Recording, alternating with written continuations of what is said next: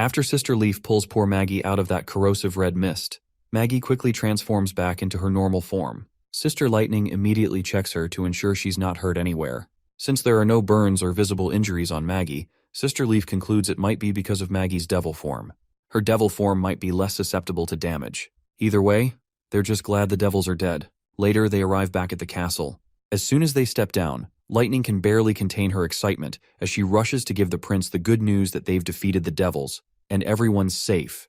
The prince, though happy to hear this, wants a clear rundown of what exactly went down. Sister Lightning eagerly starts explaining their exploits and how much she contributed to the devil hunt. That's when Nightingale throws both of them some death glares for fighting the devils alone. Poor Lightning tries to remind her senior that at least they won, but it's not enough to escape Nightingale's wrath. She ends up taking a playful flick to her forehead.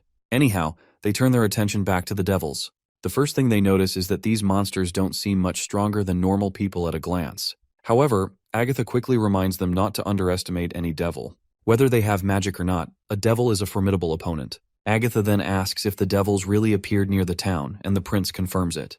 According to Leaf, they were about 2 miles from the wall. Meanwhile, Ash begins sifting through the crushed remains of the devils in order to search for any magic stones. The prince doesn't seem to understand why the devil's blood has a different color than humans. While human blood is red because it transports oxygen, the devils don't seem to breathe at all. Also, their skeletons are wider, which is not that surprising, especially their resilience and stamina require a larger body.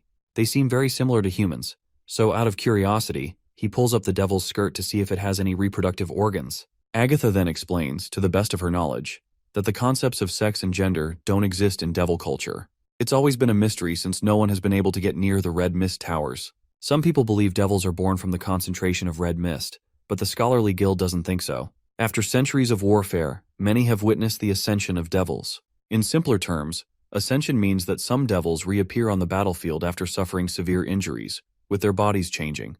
But from their scars, it's obvious they're the same devil. This might mean that high-tier devils aren't born. Their power evolves after battles, and even their bodies may change. The prince reflects on how their magic stones were already a significant concern, but now that the enemy has the ability to evolve, it's even more worrying. It makes sense why humans haven't been able to defeat these monsters. Fortunately, the monsters don't have equipment that's more advanced than the current age. In fact, their gear is even cruder. They wear animal skins and rough cloth as clothing, and their fighting masks are just skulls of hybrid demons. The craftsmanship is very coarse. While inspecting one of the monsters, the prince finds a stone tablet and asks Agatha about it. Agatha explains that it's their method of recording information. The writings on it are created with magic, but humans wouldn't be able to decipher it.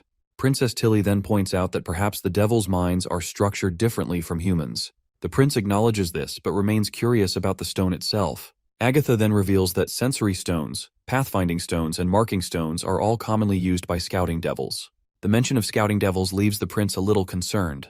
From what he can tell, the devils have already noticed this place and are beginning to scout it out, which likely means they've also taken note of the border town.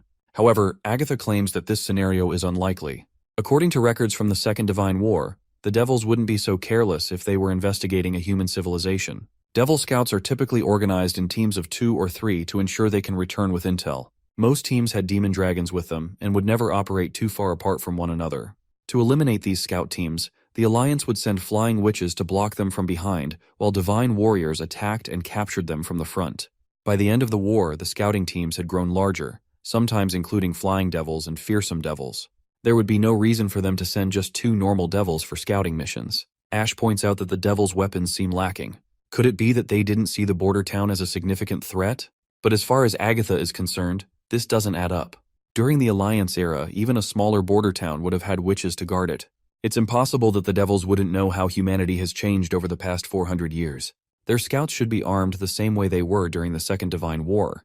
The prince feels a wave of relief, thinking that maybe the devils aren't planning to confront the border town after all. Agatha agrees, but with a touch of caution. She explains that the devils probably didn't even know a town was nearby. They were likely just investigating the area around their camp. They were expecting to fight demons, not humans, which is why they didn't carry weapons they could use repeatedly, like spears or thunderstones. However, the prince's relief quickly turns to fear when he realizes what Agatha just implied, that the devils have their own camp. Agatha confirms it with a grave tone, explaining that otherwise the devils wouldn't have walked all this way. Now that they've established a base in the fertile lands, they're likely using it to expand into the wastelands, or rather, what used to be the Four Kingdoms. Just the thought that the enemy is building a base right outside his door has the prince sweating his balls. He asks Agatha if their hideout behind the mountains would also be considered a base. Agatha confirms this, explaining that during the war, a scouting station would typically have numerous mist towers, with 100 to 200 devils guarding it. But since the Red Moon hasn't arrived yet, it's unlikely they would build a new base with towers. Also, it's very inconvenient for them to transport mist, so the base wouldn't be very big. His sister then asks what he is planning next. Roland quickly rolls out that he'll find the camp, and if it exists, then he'll eliminate it. Ash supports this idea and vouches to help, promising her support. The prince immediately assigns Lightning and Maggie to scouting duty, and the two ladies are more than happy to oblige. He tells them that they won't be fighting the devils this time. They're to return as soon as they find the camp, as the devils might have dragons with them, and their safety is the most important thing. To motivate them, he promises that if they find the camp, he'll treat them to a week of desserts and ice cream bread. A while later, Sister Lightning is roaming around the desolate area, searching for the monster's hideout. That's when they stumble across a giant hole in the ground. Afterward, when they report back to the prince, it turns out that Lightning had brought Soraya along, and Soraya helped sketch the pit they found. The prince looks at the drawing and can tell it looks familiar. Lightning further explains that the location had only broken stones, a destroyed fence, and of course, the huge hole. It's similar to the stone tower they found with Agatha inside, and it was completely empty. No devils were found at all. For a moment, the prince wonders if this might have been caused by a giant worm, just like before. If the worm swallowed the ruins last time, then perhaps another one swallowed this camp. Soraya then adds that the location was right in front of the path the association was following last time, which is about 5 miles from where they first encountered the devils. Sylvie chimes in, noting that the tunnel beneath the hole seems to be heading toward the snowy mountains. It's in the same direction as the misty forest, and it all seems to be leading the same way. The scene then transitions to Timothy's royal palace, where he sits on his throne. A man with daggers steps forward and quickly throws them at a statue, promising that once the traitor Roland appears before him, he'll make sure to complete the task. But Timothy is unsure if this petty trick will be enough to assassinate Roland. The assassin, however, quickly assures him that it will. He claims that at least 10 rats have died by his hands, and once he blends into the crowd, no one will be able to tell where the daggers came from. Timothy still isn't convinced, so he gestures for his knight to step forward and tells the assassin that if he defeats the knight, he'll be generously paid. But the assassin responds that he doesn't fight head-on like this. Well, this is enough reason for Timothy to get rid of him, and the poor assassin guy ends up meeting his end. Timothy then turns to his minister and asks about the snow powder research. The minister solemnly reports that it's not going well.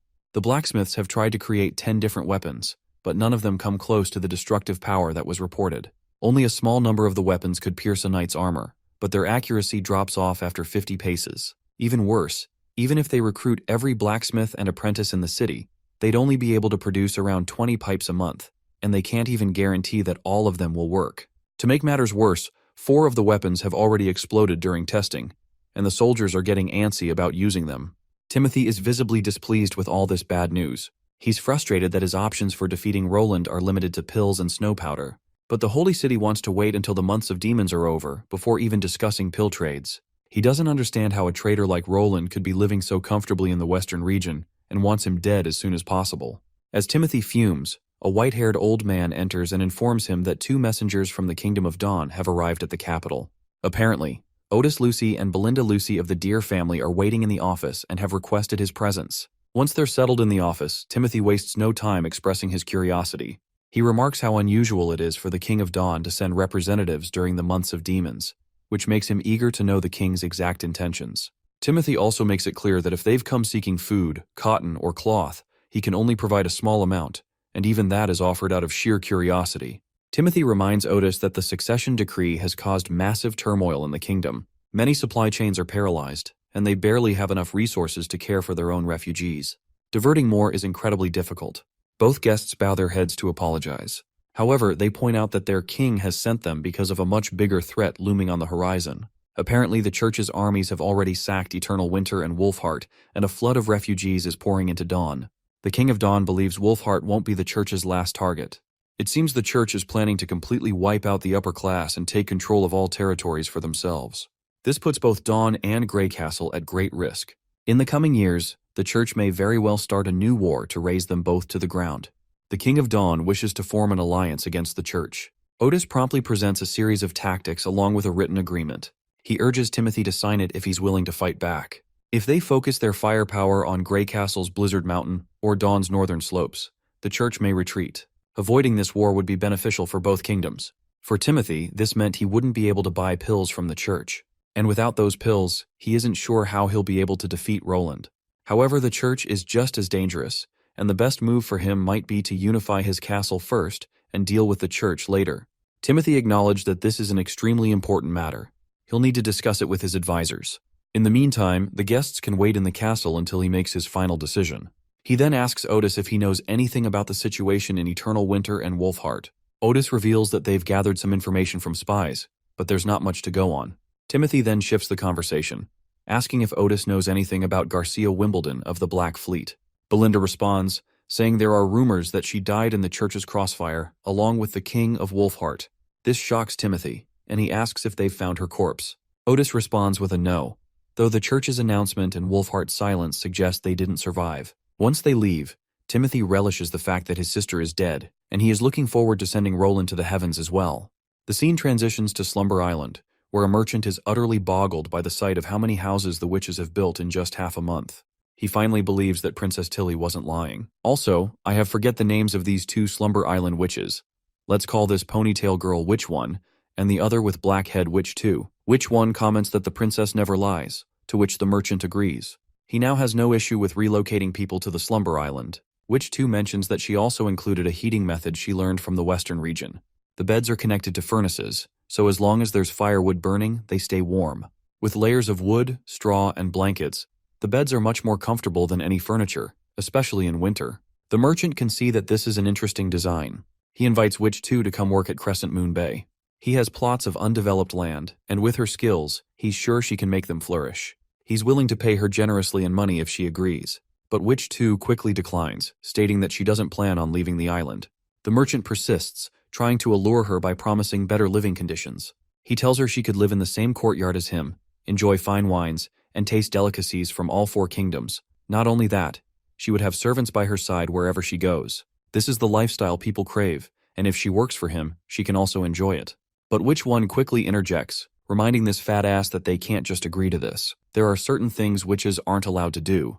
The merchant, clearly annoyed by their refusal, is about to protest further when suddenly Thunder appears. He interrupts, telling the merchant that the Slumber Spell Merchant Guild is unique both in the Bay and across all four kingdoms. It will do just fine without his business. The merchant is stunned to see Thunder, the big cheese himself, standing behind him. Thunder continues to humble this fat bastard, reminding him that he drafted the rules for the Slumber Spell Guild. The contractor has the privilege of assessing the task's danger, and they can't just throw themselves into danger recklessly. He asks the merchant if he still has any objections. The merchant, of course, quickly responds with the no.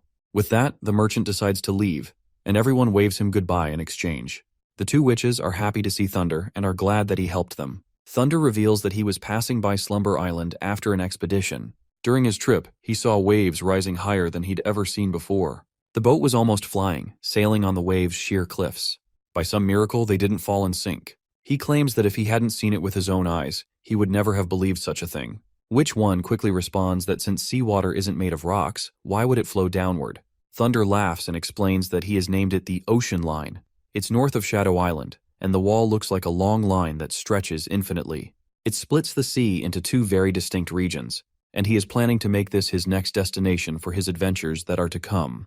Later, the witches are gathered in a room on Slumber Island, talking about how much they miss the delicious food from Border Town.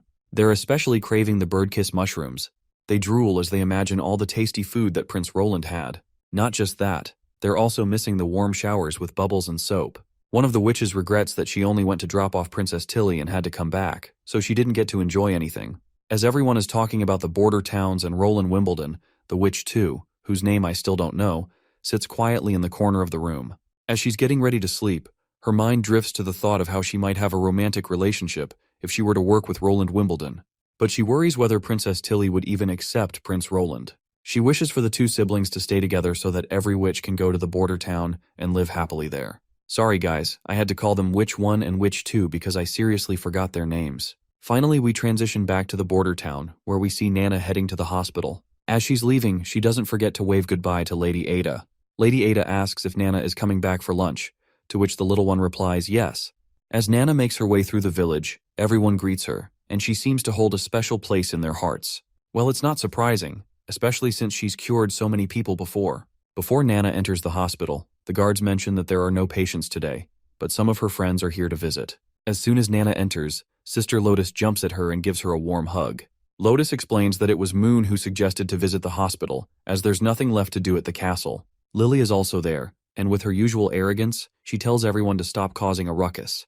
She might have plenty of time on her hands, but she still has to examine a ton of bacteria. But Moon brutally reminds her that she literally saw Lily falling asleep just a minute ago. Anyway, Nana is just happy that they came to visit her. Even Lily decides to conduct her experiments later since they're causing too much noise. When Lotus asks what they're planning to do, she flashes all of the cards. Although many of the witches don't know how to play the game, Nana steps up and votes to play anyway. They spend the rest of the day playing until night arrives. Even after taking a refreshing bath, Moon does not seem to be feeling good at all. She expresses how envious she feels of Nana. Moon envies her because Nana is always getting attention from everyone in the town. They treat her so well, constantly offering her greetings and kindness. Moon wishes she could have a life like that. But Lily pushes her aside, reminding her that both Nana and Lily herself are the foundation of the town's medical resources. Everyone's health is kept safe by one treating the outside and the other treating the inside. Moon is frustrated that she has not contributed or helped anyone at all. Because of this, she ends up seeking out Prince Roland the very next day. Roland has no clue why she's visiting him, so he guesses that she might have been bullied and is here to complain. But that's not the case. She flat out reminds him how he always mentions that she has a lot of potential, yet she hasn't evolved. She's pretty sure the reason her ability hasn't evolved is because she can't understand Natural Science 101. Now that Moon has mentioned it, Prince Roland claims that he's been thinking about it lately as well. According to Agatha, he explains that the Witches' Alliance achieved ascension without fully understanding natural processes 400 years ago. They did it through continuous practice of their abilities and occasional epiphanies. These moments of realization could happen either by observing events in real life or through sudden insights. However, ascension through that method is not as thorough as systematic education. Agatha's magic is evidence of that. She's the weakest of all the ascended witches, and even some regular witches like Sylvie and Andrea are stronger than her. All of this goes over Moon's head, and she simply points out that she just wants to evolve, so simply asks if he has any solutions to her problem. Prince Roland states that it might not work, but he can try. He begins by asking her about her perspective on magnetism. Moon explains that it's a physical phenomenon produced by the motion of electric charges, resulting in attractive and repulsive forces between objects. Prince Roland reminds her that she just quoted from a textbook, and while she has it memorized nicely, he doesn't think she truly understands what it means. He then draws a diagram of the inner workings of a motor, and explains that she can't use closed circuits to quickly cut lines of magnetic force, but she can change her own magnetic fields. As a result, she can personally influence the transformation from magnetism to electricity. Electromagnetism essentially results from changes in magnetic flux within a closed loop. If she wants to change the magnetic flux within a constant magnetic field, the only way to do so is by changing the area within the loop. In other words, she needs to cut and shorten the wire. But what if the area is consistent? In that case, she must change the field, which will then change the magnetic flux. He points out that she needs to quickly release and withdraw her magnetism, instead of continuously using her power. It's okay if she doesn't understand it right away, but he tells her to try changing the direction of her magnetism, like switching from her left hand to her right. She needs to practice this first. Once she gets the hang of it, he'll prepare a little toy for her, and when she understands it, she'll know what it all means. The thought of having a toy really perks her up. Later, we meet Moon once again. Following Prince Roland's instructions, he had told her to hold the frame with both hands and practice using her ability. But before doing so, he had told her to close the curtains and put her glowstone away. Afterwards, she grabs the frame with both of its rods, and as soon as she begins to use her magic, she notices the glass connected to both rods starting to glow. The glow intensifies further, and suddenly, the entire tube glows brightly, leaving Moon absolutely bewildered. The next day, she visits Prince Roland again and questions him about why the glass started glowing. Hearing this, Prince is quite fascinated that she managed to do it so quickly, as he had expected it would take her at least 2 days to make any progress. He then asks if she realizes that the glass illuminated like an electric light bulb. When she confirms it, he's happy to hear that she used the power of lightning. This revelation leaves Moon completely confused. As Prince dissects the light bulb, he reminds her that the light was orange and kept shining only for a moment. The lightning ignited the filament inside, causing it to burn and emit light. But it's okay if she doesn't fully understand it. He promises to show her what real electricity looks like soon. Later, Moon comes back to her room, where Lily asks her why she is up so early, and she further orders Moon to bring her breakfast. But Moon doesn't like Lily's attitude. She proceeds to close the curtains and sit in the chair, as she needs to practice her powers in the dark, with the glowstone put away. Reluctantly, Lily shuts her book and decides to leave. However, the thought of Lily leaving scares Moon a little, since she doesn't like the dark. After some teasing, Lily decides to stay. Once Moon settles into the chair to begin her session, Lily asks if she plans to magnetize the object with her hands. Moon responds with a no, explaining that she's going to cycle magnetism through her hands. Prince said she might be able to see lightning if she does. Of course, Lily is baffled and isn't ready to believe it right away. But Moon sits down and begins her practice. As she concentrates, she remembers Kara, the former leader of the Witch Association. Moon is sure that if Kara were here, she would be yelling at her by now, as she always considered Moon useless. But Moon is glad that Prince isn't like that. In fact, he even made special equipment for her to practice with, and he swapped the metal wire inside for a copper one. Determined to prove her worth, she begins her practice. Light soon starts to radiate, and before long, she is able to illuminate almost the entire room. This leaves Lily completely baffled. As Moon takes notes, she realizes that electricity becomes magnetism, and magnetism becomes electricity. In other words, they are the same. The next day, Moon demonstrates her abilities to Prince, who is left completely speechless. He can hardly believe his eyes as she produces an electrical system without any power source. He has no doubt that her ability is of the enchanting type, and that she's introduced a brand new attribute to the metal frame, using magic to provide power. Moon happily points out that, just as he had said, electricity and magnetism are related, they can't exist without each other. The fact that her ability can magnetize objects, she realized, might also be able to create electricity with it, since electricity requires magnetism. She tried applying magnetism to the bronze rods, and then this happened. Prince is quite pleased with Moon's epiphany. He now feels certain that electrical currents result in magnetism. However, magnetic fields don't create electrical currents without reason. The currents must travel in a closed circuit, with magnetism changing alongside them. Changing both the strength and area of magnetism typically requires an external energy source, but Moon's new ability replaces that requirement, causing magnetism to change on its own. Prince is now certain that witch abilities shouldn't be measured strictly by logic. Moon's magnetic magic might not adhere to the rules of real magnetism, just as black fire isn't actual fire. He addresses Moon curiously and asks if she has ever noticed any changes in the magnetism of objects she has enchanted. Moon recalls trying something like that back at the Witch Association. She had wanted to lower the magnetism of an object when she wasn't using it, so it would be less troublesome for her sisters. However, no matter what she tried, the magnetism maintained its strength, and she assumed it was impossible to adjust. Prince then turns to Nightingale and asks her to describe the form of Moon's magic. Nightingale promptly responds, saying it looks solidified, like a shifting pool of water. This revelation means one thing: Moon has evolved. Prince pats her on the head, appreciating her hard work and consistency, as her evolution wouldn't have been possible without her dedication. He declares her the 6th evolved witch in the Witch Union. This lights up Moon, who is thrilled to know she can now be of even greater use to Prince. Prince continues, expressing that there's so much potential in Moon that he can't even count it all. As he said before, her potential is limitless. He tells her to get some sleep first, noting that her eye bags are almost the size of a fist. He promises to properly test her abilities later that afternoon. With that, the poor, tired Moon sluggishly walks out to get some well-deserved rest. Meanwhile, Nightingale seems to be deep in thought. She quickly locks the door behind her, then jumps over to Prince and gets uncomfortably close to him. While Prince wonders if Nightingale is coming in for some intimacy, all his hopes of a playful moment are dashed when Nightingale, with a worried look, asks him how she can evolve her abilities as well, without needing to study Natural Science 101. Taking Moon's exam scores into account, there's no way she truly understood anything related to natural science. Yet Prince still helped her evolve. So Nightingale also wants to know how he managed to do it, and if perhaps she needs a toy to aid her evolution as well. Prince sighs and highlights that evolving her abilities through a sudden epiphany might be very difficult. Agatha had mentioned that such evolution requires witnessing an occurrence related to one's ability in the real world. However, Nightingale's mist magic is so bizarre that even he has no idea how it works, so he's unsure how to guide her. Still, he believes there's one way to solidify her magic. She would need to learn a lot about physics, natural sciences, and advanced mathematics. Of course, to Nightingale, this sounds like Prince is suggesting something impossible, especially with the mention of advanced mathematics. She grumbles in frustration and, feeling disappointed, turns to leave. Later, we see Moon along with Prince and Nightingale as well. Apparently, Moon is here to demonstrate her abilities. Prince names Moon's ability as unconditional magnetism. This ability can be applied to any object, just as she had done before. She can enchant any object with her magnetism, but it depends on its conductivity.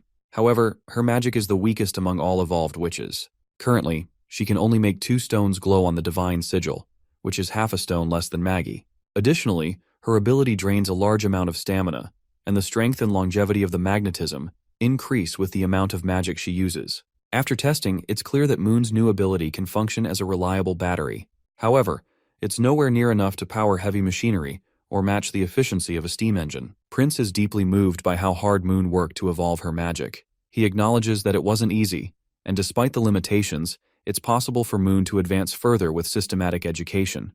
Her magical capacity also has room to grow. Agatha had mentioned that if multiple witches work together, they can create glowstones that can last longer. So, if they could gain a witch who can manipulate or transfer magic to others, Moon's strength wouldn't be limited to just herself.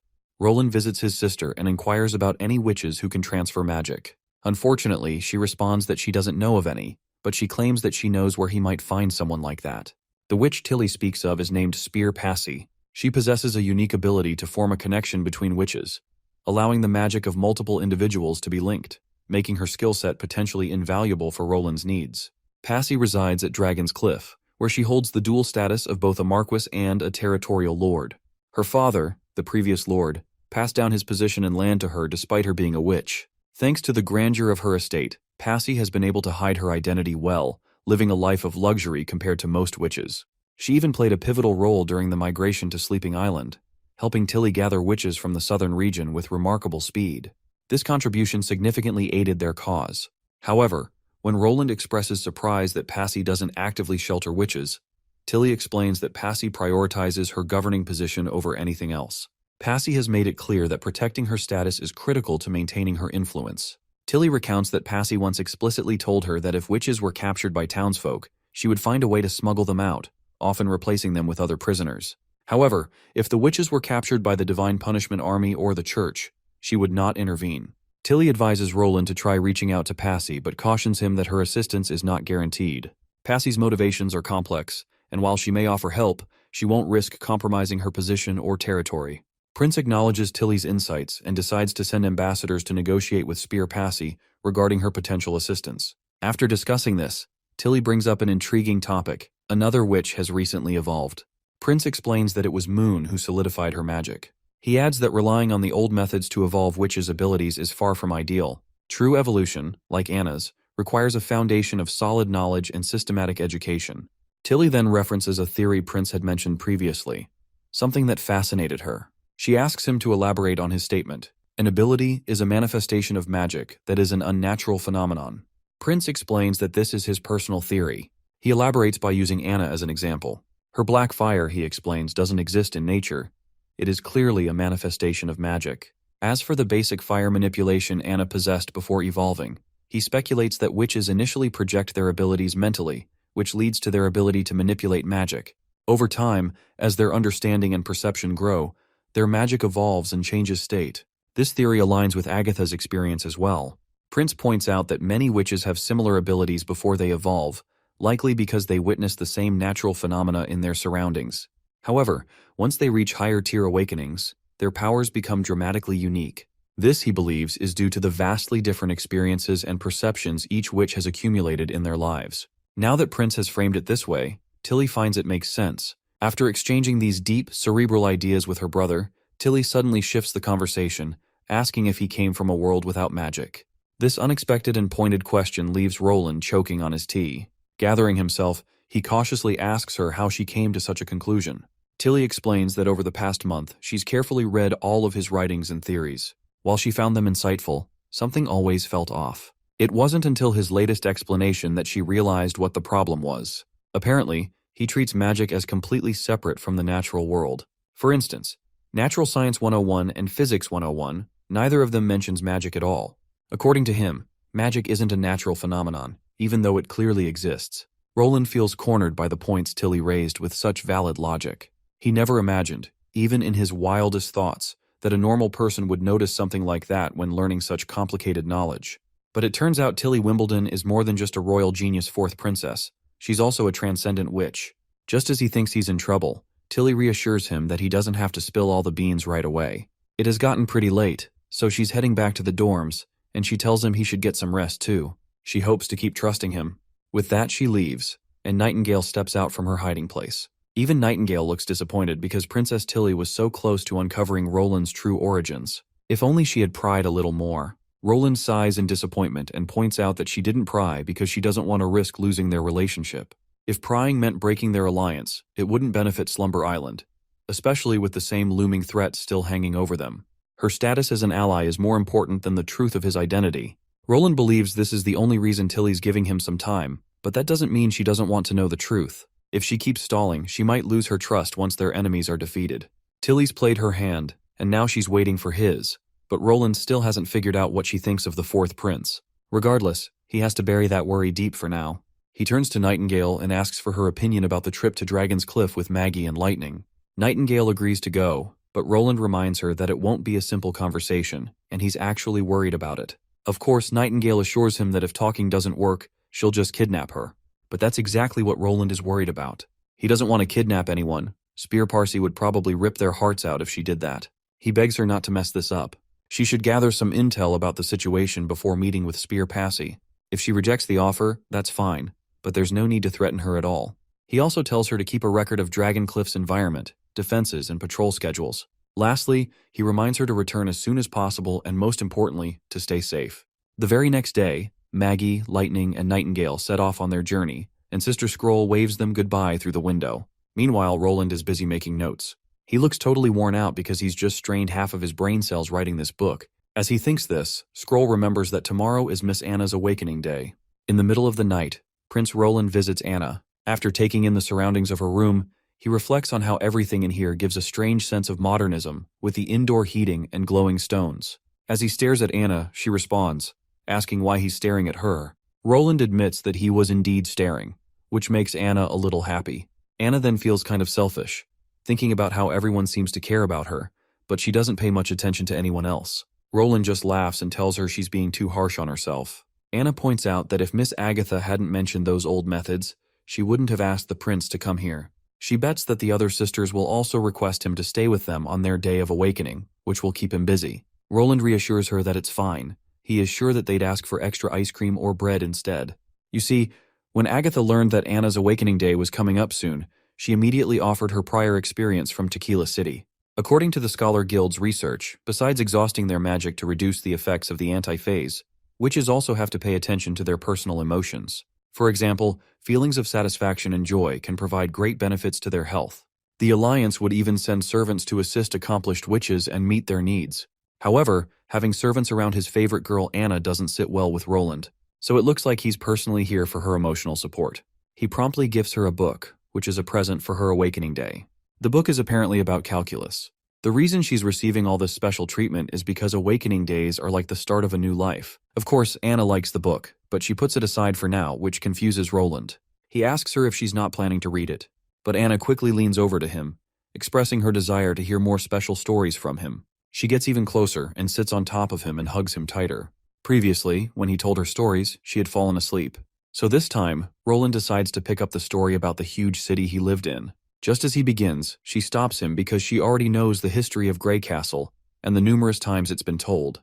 But what fascinates him is that what he is telling does not align with what she has heard, so she is more interested in learning why that is. She gently pushes him onto the bed and lays on top of him. Seeing how hesitant he always is to talk about his past, Anna decides not to press him for more details. Instead, she proposes a game. She'll try to guess his past life by herself and record everything she observes in her books. Later, Roland will have to see her observations, and if more than 50% of them are accurate, he'll have to tell her the truth. Roland realizes this isn't about winning or losing. It's just Anna's way of comforting him, and she's not really interested in the real answers. Among all the witches, she's the one who's closest to him and understands his thoughts, so he promises to accept her deal. The scene shifts back to Maggie and Lightning, who are on their way to Dragon's Cliff. Meanwhile, inside the castle, we meet Spear Parsi, who immediately senses a strange presence and quickly asks the intruder about their identity. It's of course our girl Nightingale, who promptly appears in front of Parsi and greets her. Naturally, Parsi is shocked by her sudden appearance. Nightingale introduces herself and explains that she comes from the border town of the Western region, and she is a witch. Spear Parsi isn't surprised that Nightingale is a witch, since no ordinary person could have snuck inside, though she did not like the fact that Nightingale snuck in without knocking the door. Nightingale replies that she simply wanted to avoid all the guards on the way in, and assures Passy that she comes in peace, and is here only to discuss matters. She further reassures Passy that she doesn't have to use the crossbow hidden under her desk. Finally, Passy asks the reason for her visit. Nightingale explains that she's here to deliver a message from the ruler of the border town, who is the protector of the western region and the fourth prince of Grey Castle, Roland Wimbledon. He has built a new order in the western region that allows both mortals and witches to coexist, and Nightingale is here in the hope that Passy will show her support. Naturally, Spear Passy is bewildered to hear that, of all people, the supposedly good-for-nothing fourth prince has tried to contact her. She finds it hard to believe what Nightingale is saying, and doubts Roland is truly the ruler of the border town. As far as she knows, he's an idiot who was granted rights to a wasteland. Nightingale smirks and comments that Timothy cheated his way to the throne, and soon enough, Roland will sack him and become the new king. However, she quickly dismisses these points as unimportant, and gets to the matter at hand. She's here to invite Spear Passy to visit the border town. The prince wishes to borrow her magic transfer ability to strengthen another witch's power. This leaves Spear Passy on high alert. She sternly inquires if this is supposed to be a threat or an invitation. Nightingale casually points out that it's just an invitation. The prince has no intention of forcing a witch to do anything, and frankly, neither does she. She adds that she's not a fan of coercion in any form. Hearing this, Spear Passy decides to reject the offer. She states that if Roland truly needs her help, he can come to Dragon's Cliff himself, with the manners of an elite. Sneaking into her castle won't earn him any favors, and she won't risk drawing the church's attention by associating with someone who doesn't respect proper protocols.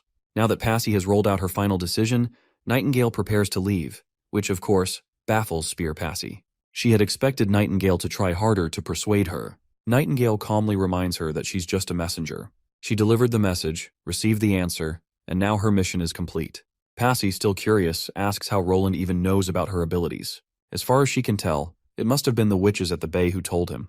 Nightingale responds positively, and explains that the leader of the Bay Witches, Tilly Wimbledon, is currently staying at the border town. She's actively fighting against the monstrous demons alongside her brother, Prince Roland. Furthermore, Tilly herself was invited by Roland, just as Passy has been. Even so, Spear Passy finds it hard to believe that Roland has truly built a place where mortals and witches can coexist freely. Nightingale then reveals that Roland has cleared the church entirely out of his territory. Bordertown now shelters more than 10 witches, and the townsfolk are familiar with their presence. The witches are not just accepted, they are thriving in his domain. Nightingale promises that everything she's saying is true and offers to explain everything she knows about Prince Roland and Bordertown. She takes her time and summarizes the story of 250 chapters in just a few minutes. As Nightingale finishes her explanation, Maggie suddenly appears at the window, visibly alarmed.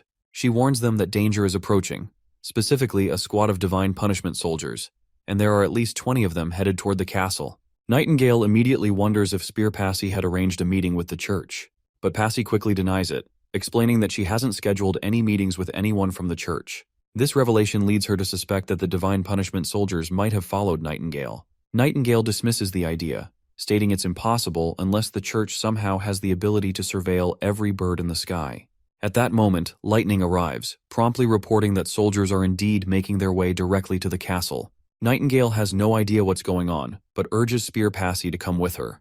But before they can act, commotion erupts outside the door, and it does not take the divine soldiers long to break their way inside the office. Nightingale quickly vanishes into the shadows before she can be seen. While hiding under her mist, Nightingale notices that at least 10 of the soldiers are carrying divine stones of retribution, a clear signal that this situation is going to be trouble. She then annoyingly glances toward the window and sees that Maggie and Lightning haven't left yet, despite the danger.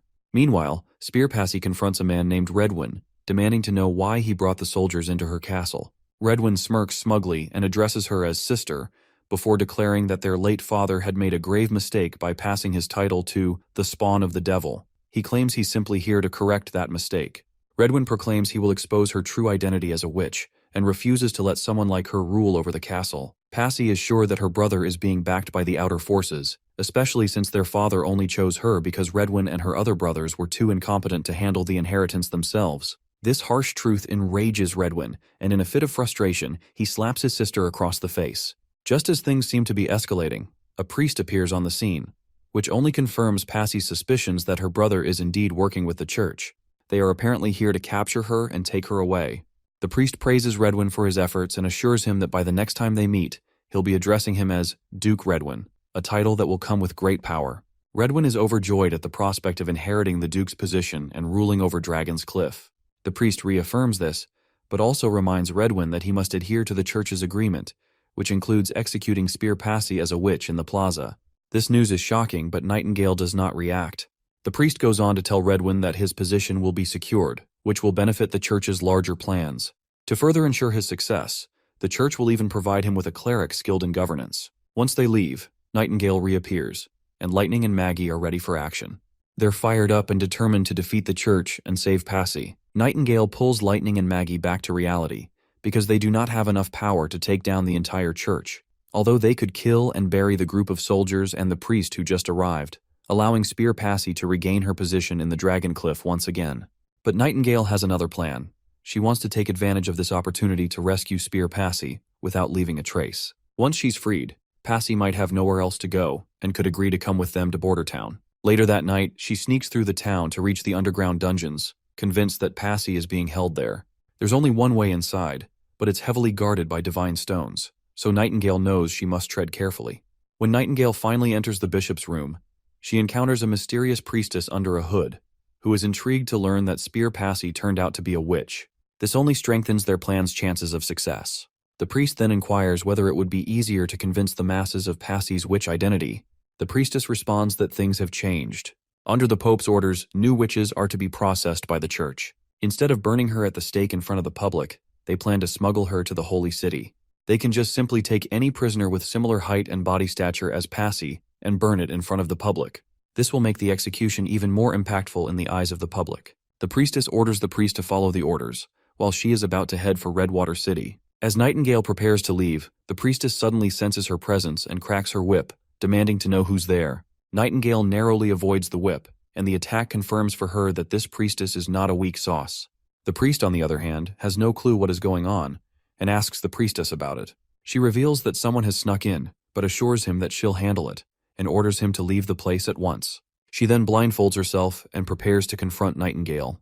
After observing the magic around the priestess, Nightingale realizes that she's a high-ranking witch who is aligned with the church. She likely ranks even higher than most, and if she enjoys hunting witches, she wouldn't hesitate to kill her fellow witch.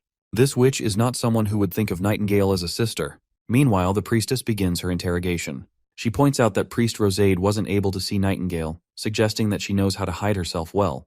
Furthermore, the fact that Nightingale dodged her attack makes the priestess believe that she's trained or experienced in combat. She can tell, without a doubt, that Nightingale is rare among wild witches. This isn't just any ordinary witch.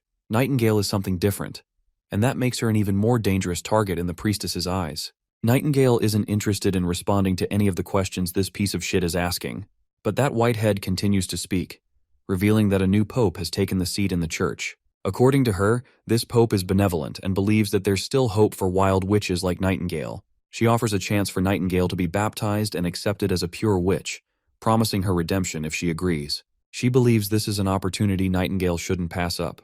But Nightingale isn't about to listen to some piece of shit witch who has zero regard for her fellow witches. She fires her bullet at her, but the white-haired witch quickly deflects it with her whip.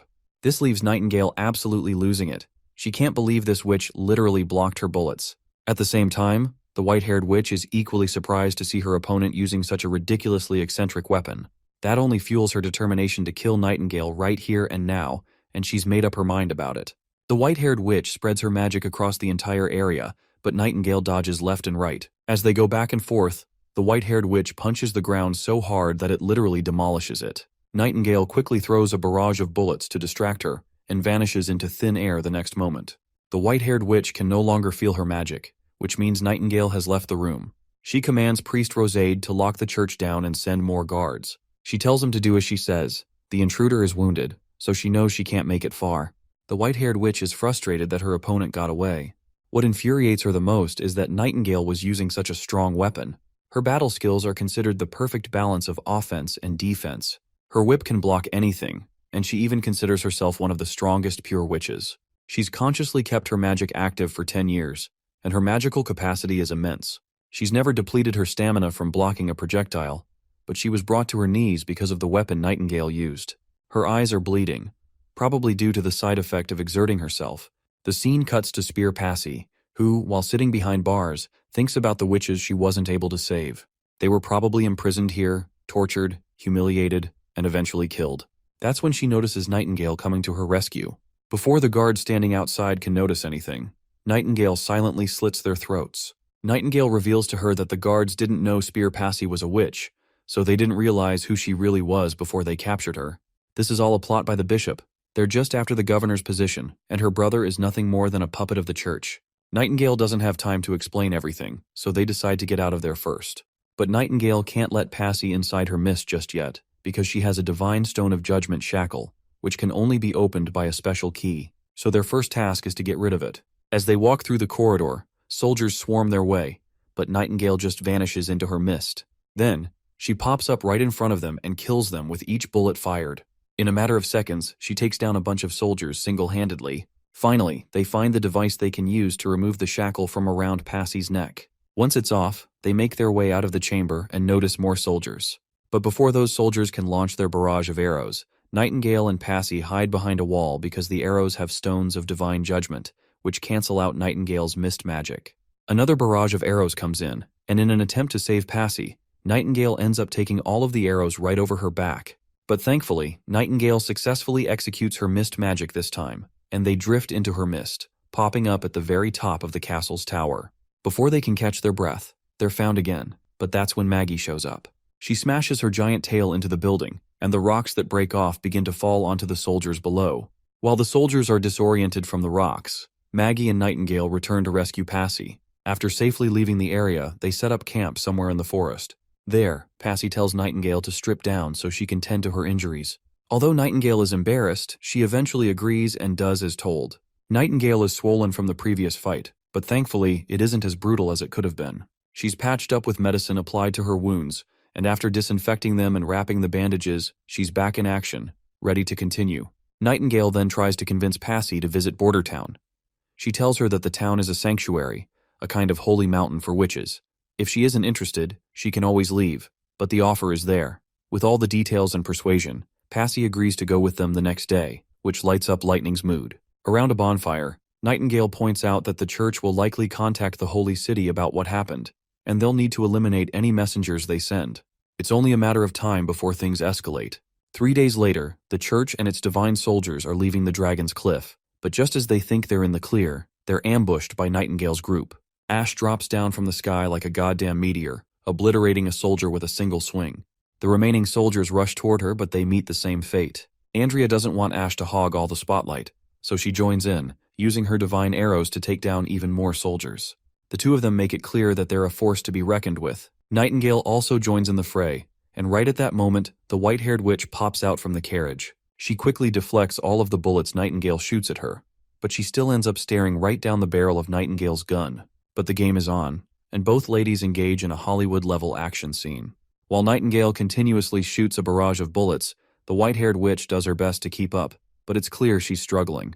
Nightingale is easily overpowering her this time. Nightingale doesn't seem to be running out of bullets, but the white-haired witch already looks exhausted and on the brink of giving up. Eventually, the poor witch takes a bullet right over her shoulder, then another right over her chest. After taking a few more bullets, she's down for the count. She tries to retaliate even after being brutally injured, but Nightingale throws a divine judgment stone atop her, rendering her powers useless. Nightingale then points the barrel of the gun at the lady, and with the final bullet, she ends the poor witch's life. In the dead body, she finds a letter pendant with a stamp. Nightingale then pulls away the blindfold from the lady's eyes, and when she does, she notices that the woman doesn't have eyes at all. By the look of the scars, she can tell that this poor girl didn't have a comfortable life. But thankfully, from now on, she won't hurt any more witches, and she won't suffer any longer either. Lightning then approaches with a bastard who's been running away. He looks like a priest or bishop, judging by his clothes. Nightingale pulls off the piece of cloth stuffed inside his mouth, and as soon as the cloth is out, the bastard begins yapping about how they dare to murder one of Archbishop Tayfun's pure witches. But Nightingale tells this bastard that he better start worrying about himself. She stands over him, pressing her leg down, shoving the cloth back into his mouth, and then tells Lightning to hand him over to Iron Axe, as he's very experienced in interrogation. The other ladies also arrive after sweeping the battlefield, and Andrea is surprised that Nightingale took the life of a witch instead of sparing her. But Ash responds that she was just a puppet of the church. Not to mention, some witches are even worse than mortals, and she's never seen demons or devils imprison someone to torture them for years. Ash extends her hand towards Nightingale and assures her that she did a great job, so she shouldn't feel bad about it at all. Nightingale grabs her hand promptly, feeling happy that even Ash can be comforting. Lightning and Maggie also place their hands over their friends' hands, and out of the 5 of them, only Andrea remains without her hand over the group. Although she doesn't like touching hands, as a gesture of friendship, she eventually places her hand over the others. Then, they all raise their hands upward to the sky, celebrating the victory they've had. After their successful mission, the victorious witches return to Border Town, where all of them are already present outside to greet them. All of the witches concern themselves by asking the returned party about their well-being and all that stuff. The prince is also standing there, and when Nightingale looks at him, Roland promptly tells her to go take a hot shower and rest up. He's left a lot of dried fish snacks in her drawer. Later, all of them have a feast together and spend the time of their lives enjoying each other's company. After dinner, when the prince returns to his office, he finds Nightingale there. He promptly asks her if she's not going to sleep. But well, if Nightingale had gone to sleep, she would have missed hugging him today, so she stayed here. She claims she's been itching for this hug ever since they were in the castle garden. Suddenly, Spearpassy arrives outside the office, and when the prince gives her permission to come in, Nightingale retreats into her mist while Passy promptly enters the room. Once they settle down with tea laid out, they begin their conversation. Once the prince reveals everything to her regarding church and the threat of devils, Passy starts by saying that she has considered his requests. She states that while losing absolute authority, adopting the same laws, following the same markets, and abolishing succession through inheritance are all things she can agree to. She's curious and wants to know if he's really planning to enforce these changes throughout the entire Western region. As far as she's concerned, that would weaken the entire elite class, and his reputation as a traitor would be solidified. The prince then responds that this is why he's not forcing them to accept it. His main concern is divine war, which is going to define their fates, while elites' opinions are not something important to consider. He adds that he's not planning to kill them off. He just hopes they can adapt to this new order. They'll still keep their lands, and the only thing they'll lose is their absolute governance. He is sure that they will make a smart decision. Passy acknowledges this and realizes he won't be changing his mind. She also understands that if she doesn't agree to his terms, his army will likely sack her lands. The prince clarifies that what he lacks most are subordinates, especially managers with experience in bureaucracy. He reassures her that, as he said, she won't lose her territory, and she'll even be able to appear publicly as a witch without fear of threats from the church. Passy then states that she also has a condition before shaking hands. After he helps her take back Dragon's Cliffs, she'll only stand by his side once Timothy is overthrown. Hearing this, the prince recognizes it as a good answer. While it's not an outright rejection, it leaves room for negotiation. He realizes he'll have to prove that unifying Grey Castle isn't an empty promise if he wants her full support. With that in mind, the prince agrees to her terms, deciding it's a deal. Afterward, Passy humbly asks if she can also attend some of the witches' classes. The prince, surprised by her odd request, reminds her that their curriculum is still quite elementary, and she might not learn much from it. Passy responds that she finds their arithmetic fascinating. It's unlike anything she's ever seen before. Later, the prince goes down into the chambers where the priest they captured is locked up. As soon as the priest sees the prince, he begins yapping nonsense, but Iron Axe quickly shuts him up, warning that if he doesn't want to go through the same pain as last night, he should get to the point and start spilling everything he knows. Terrified, the man begins to talk and introduces himself as Campus, a resident of Hermes.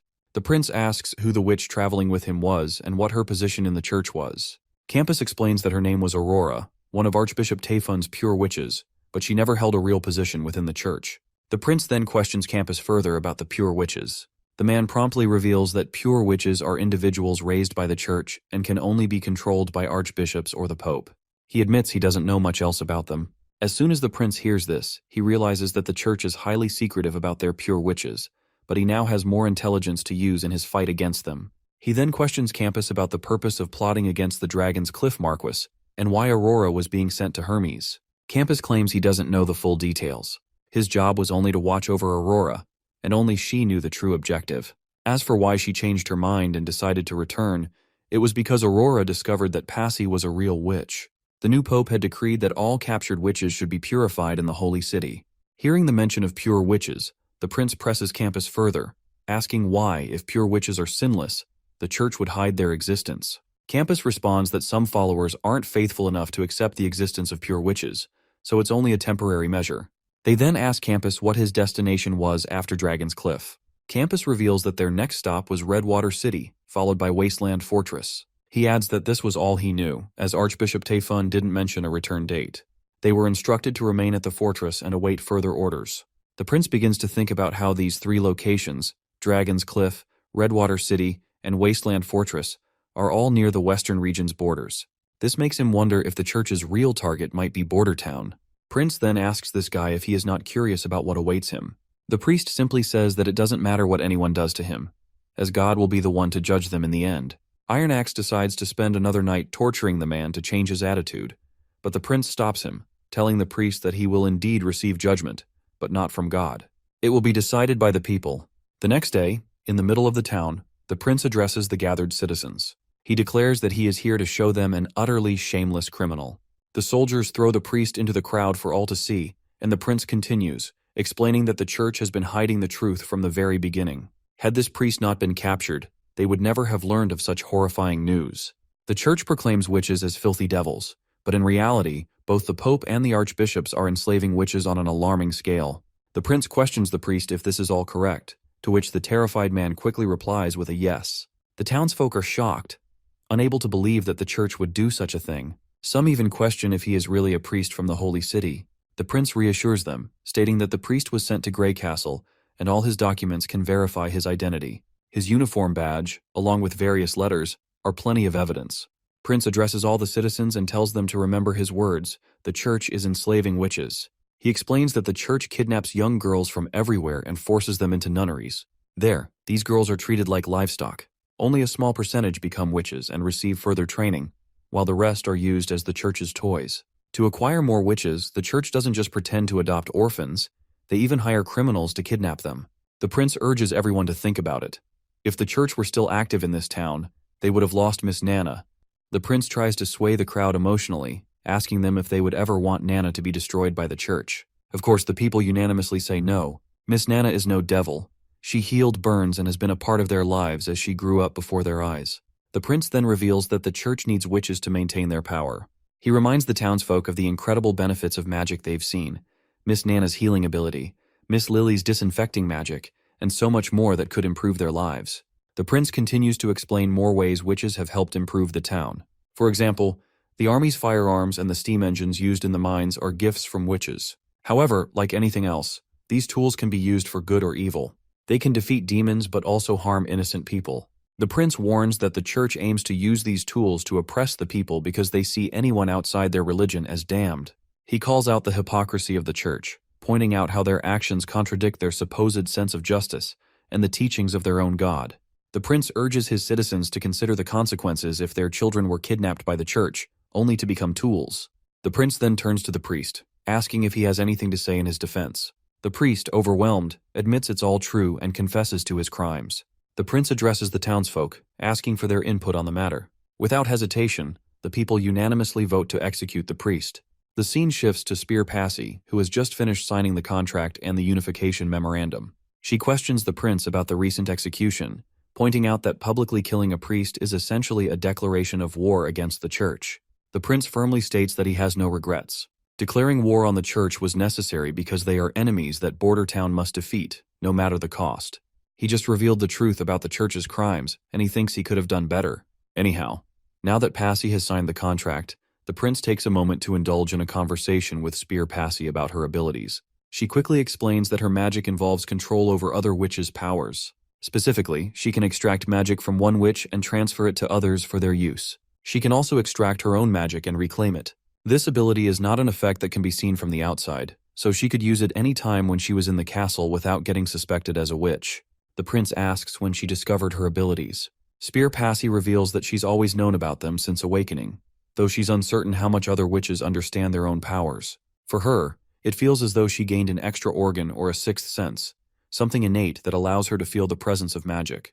The prince then asks if she remembers the proposal that Nightingale had delivered to her. Spear Passy admits she does, and she's happy to contribute her abilities to their cause. Later, the prince introduces Anna and Moon to Passy.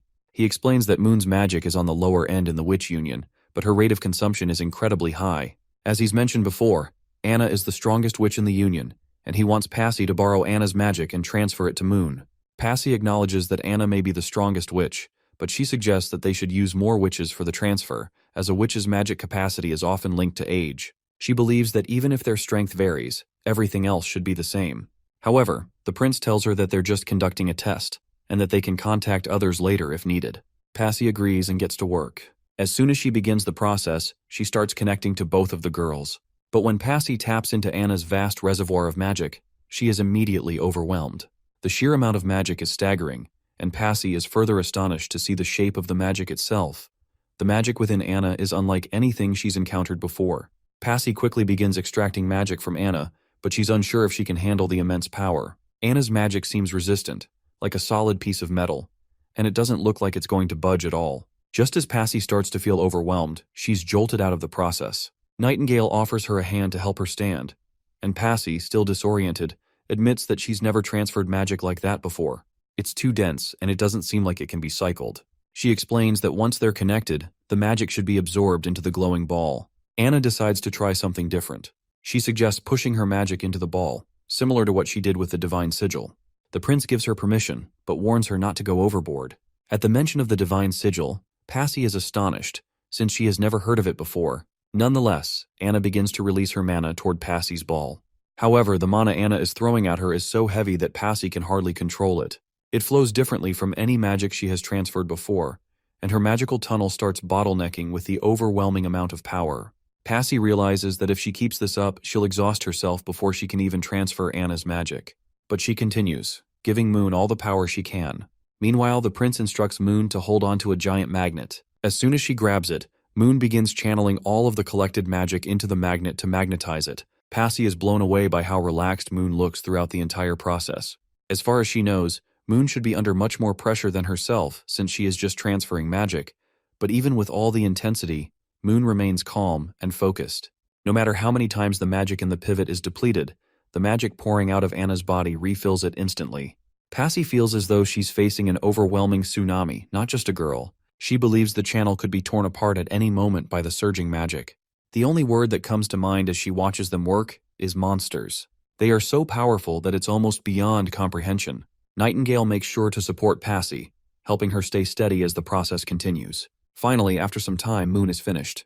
She quickly rushes to the prince to hand him the magnet, but he doesn't take it directly. Instead, he avoids direct contact and holds it with a stick. Passy asks why, and the prince explains that it's a strong magnet with an ever-changing magnetic force. He's unsure if it will form a circuit with the ground and discharge all its energy through someone, so it's safer for him not to touch it directly. Of course, this explanation goes over Passy's head. Meanwhile, Anna quickly reveals the electric motor they've created. They decide to name it Dawn No. 1. Moon is excited, while Passy still looks clueless. The prince then places the magnet into this box. As soon as Moon flips the switch on the motor wheel begins rotating. The spinning wheel of the motor leaves everyone in awe. Moon excitedly asks if this means the test is a success, but the prince cautiously replies that it's too early to tell. They need to see how long it can run. Meanwhile, Passy, who doesn't understand the applications of a motor, finds it amusing that the prince is so thrilled by this ugly piece of metal, treating it like it's some kind of jewel. As the prince dives into a technical conversation with Anna, Nightingale quietly decides to leave. The nerdy talk is way over her head, and she'd rather not stick around for it. Several days pass after the motor's initial trial. Anna happily reports to the prince that the Dawn 1 motor has been running non-stop at the northern mines. It ran day and night until it finally stopped this afternoon.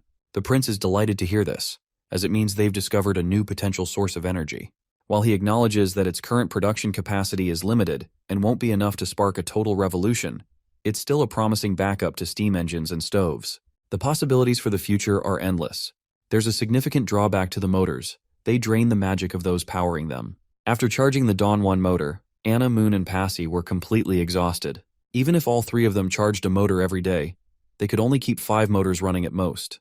The prince then turns to Wendy and asks if she can calculate the daily magic consumption of all members of the Witch Union and send the results to Moon. He explains that he's talking about the leftover magic after practice, missions, and emergency reserves. This data will help optimize the production of Dawn 1 motors, allowing for efficient use of the witch's power, while also providing a strengthening exercise. He believes it could be particularly beneficial as they approach each year's Awakening Day. Wendy notes that Hummingbird and Lady Echo will likely be thrilled about this development, as they'll feel just as useful as Anna in contributing to the town's progress.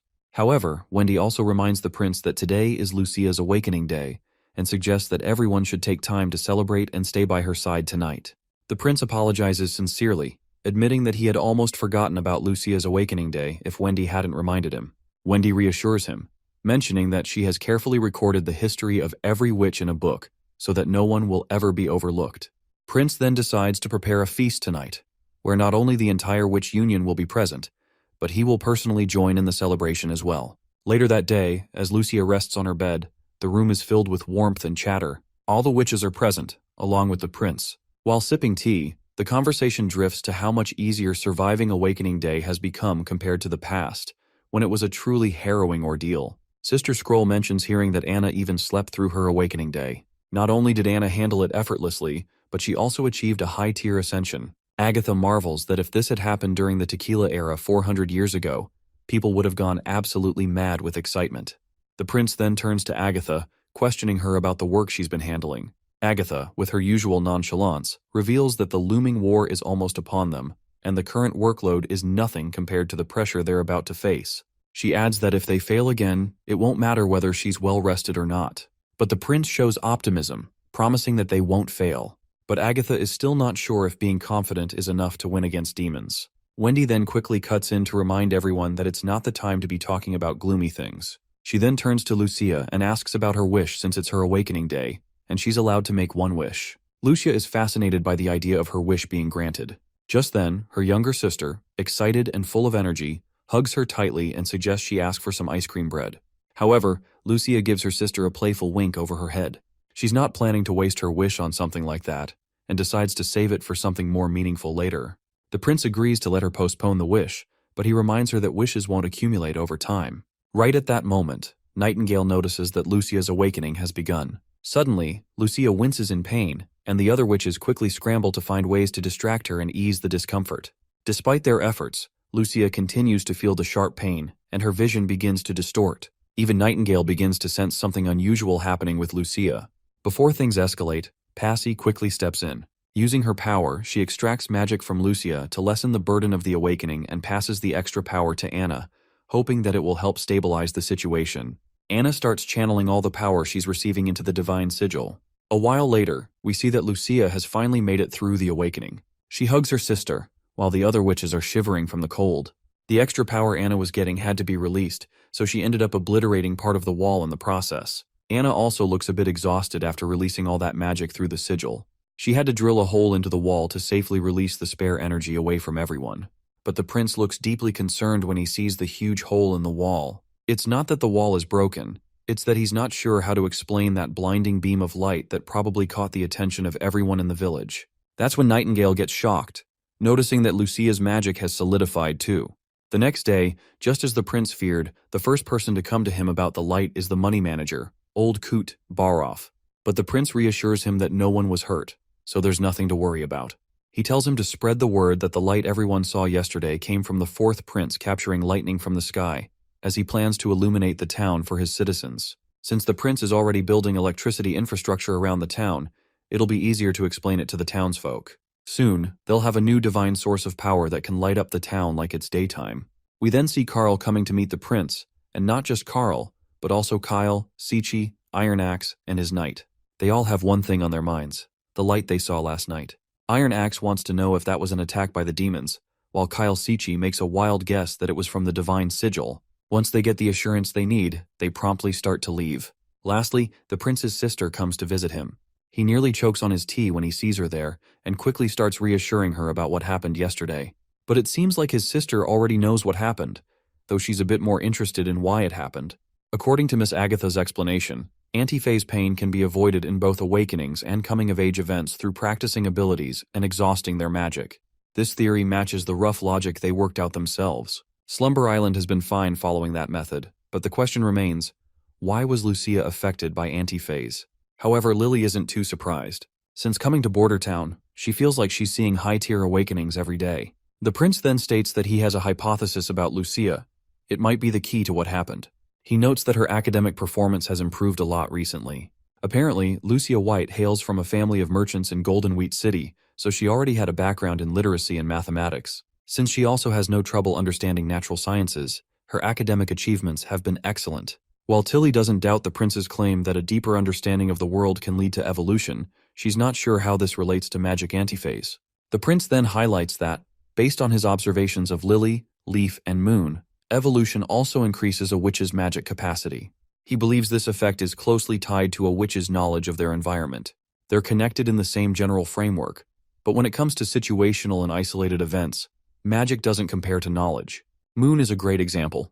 She's a member of the Witch Union who evolved through an epiphany, but her magic is nowhere near the level of Anna or Soraya.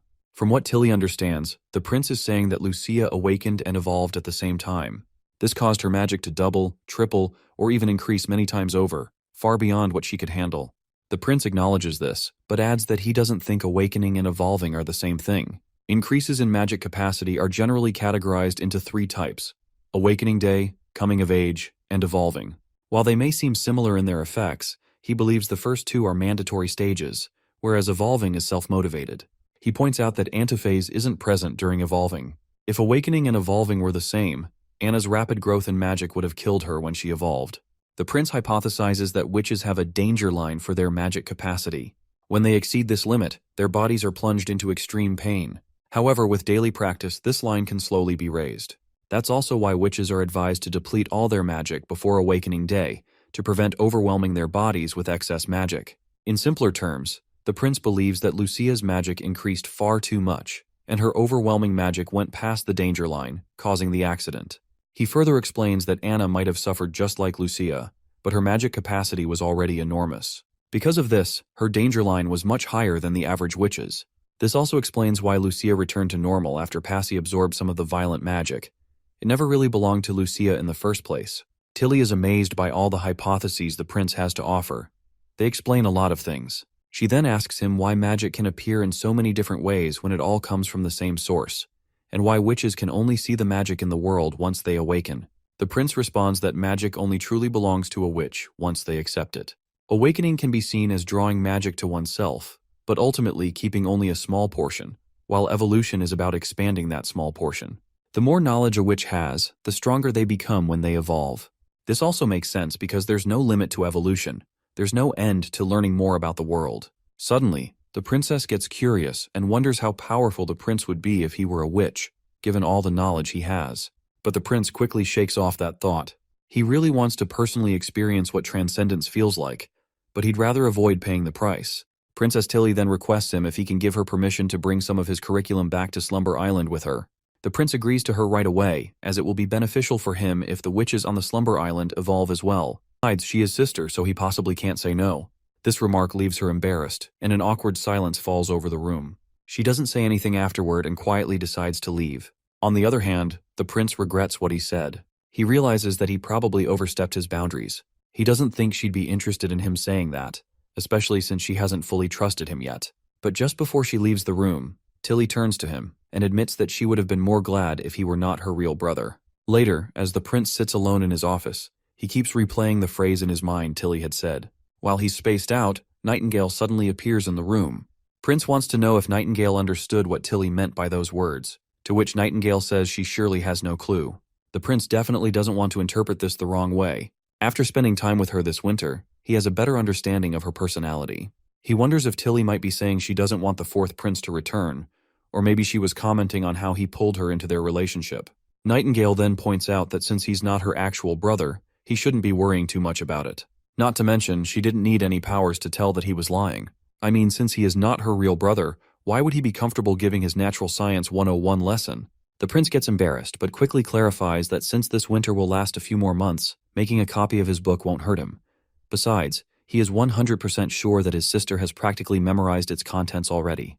But still, she made a formal request to test his attitude. Since Slumber Island is made up of witches, they'll continue to solely rely on magic, whether they evolve or not.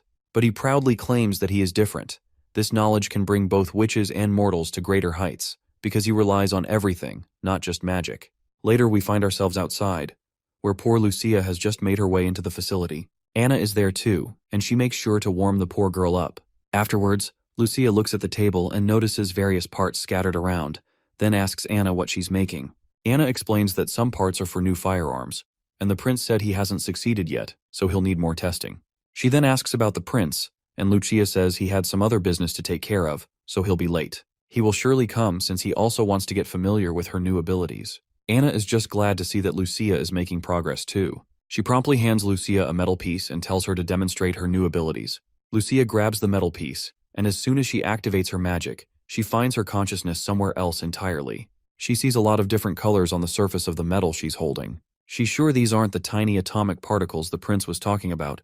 These squares and spots are far too big to be those. Anna reminds Lucia that there's a larger category above atoms, known as elements. Lucia agrees, and explains that she read about how atoms form larger clusters based on different combinations, and the properties of those clusters depend on their structures. Judging from the prince's descriptions and categorizations, she's confident that's what she's seeing. Anna seems to finally understand. Based on her own knowledge, she suggests that this might be a branching ability, a rare talent among matured witches. Anna recalls Agatha mentioning that such rare abilities only appear during a witch's maturity day, and they're closely related to the witch's main ability, possibly enhancing or balancing it. So in the same way, since Lucia's main ability is disintegration and restoration, these color blocks might be a guide for her to dissect specific elements. She then encourages Lucia to try extracting a single element. As soon as Lucia begins, a light starts to illuminate. She successfully extracts another material from the metal, though the process is exhausting, and she takes a rest. Meanwhile, Anna inspects the result. She realizes it might be a new alloy formed from raw iron and other elements, though she isn't certain. However, she decides she can run a small experiment to confirm it. She hypothesizes that Lucia can extract specific elements from a whole object. However, the remaining elements don't just fall apart, they rearrange themselves according to certain rules when they lose those elements. If this is true, Anna is convinced that even every useless byproduct can be reproduced in Lucia's hands. The scene transitions to a black boat sailing across the sea. The boat captain inquires about the type of business the onboard merchant intends to conduct in the western region. He warns that the area once produced jewelry and furs, but such industries have long since disappeared. The merchant speculates whether the population there might have turned to banditry, but the captain dismisses the idea as outdated. Ever since the fourth prince took over Border Town, the western region has been really strange. No one knows what he's doing there all day. Still, any merchant traveling there seems to do well, whether it's food, clothing, or anything else. Everything sells. Hearing this, the merchant hopes he won't return empty-handed. However, even if he does, he doesn't mind much. After all, the main purpose of his trip is just to meet the leader of Border Town, Roland Wimbledon. His identity as a rebel makes it inconvenient for him to travel openly as an ambassador. To circumvent this gentleman, who goes by the name Otto, disguises himself as a merchant. The disguise, however, comes with its own challenges. Otto must abandon his expensive attire, blend in with the crew, and endure the cramped quarters below deck, sharing the same utensils and living conditions as the sailors. Before embarking on his journey, Otto sought information about Border Town by questioning local informants. From them, he learned that, on paper, the king would have to harbor deep animosity toward Prince Roland Wimbledon to assign him to a place as desolate as the western region. This theory aligns with Roland's tarnished reputation. However, the reality presents a stark contrast. Despite all of the shit and warfare that followed the former king's royal decree, Roland has secured an unshakable grip over the western region, and now poses a significant threat to the new king.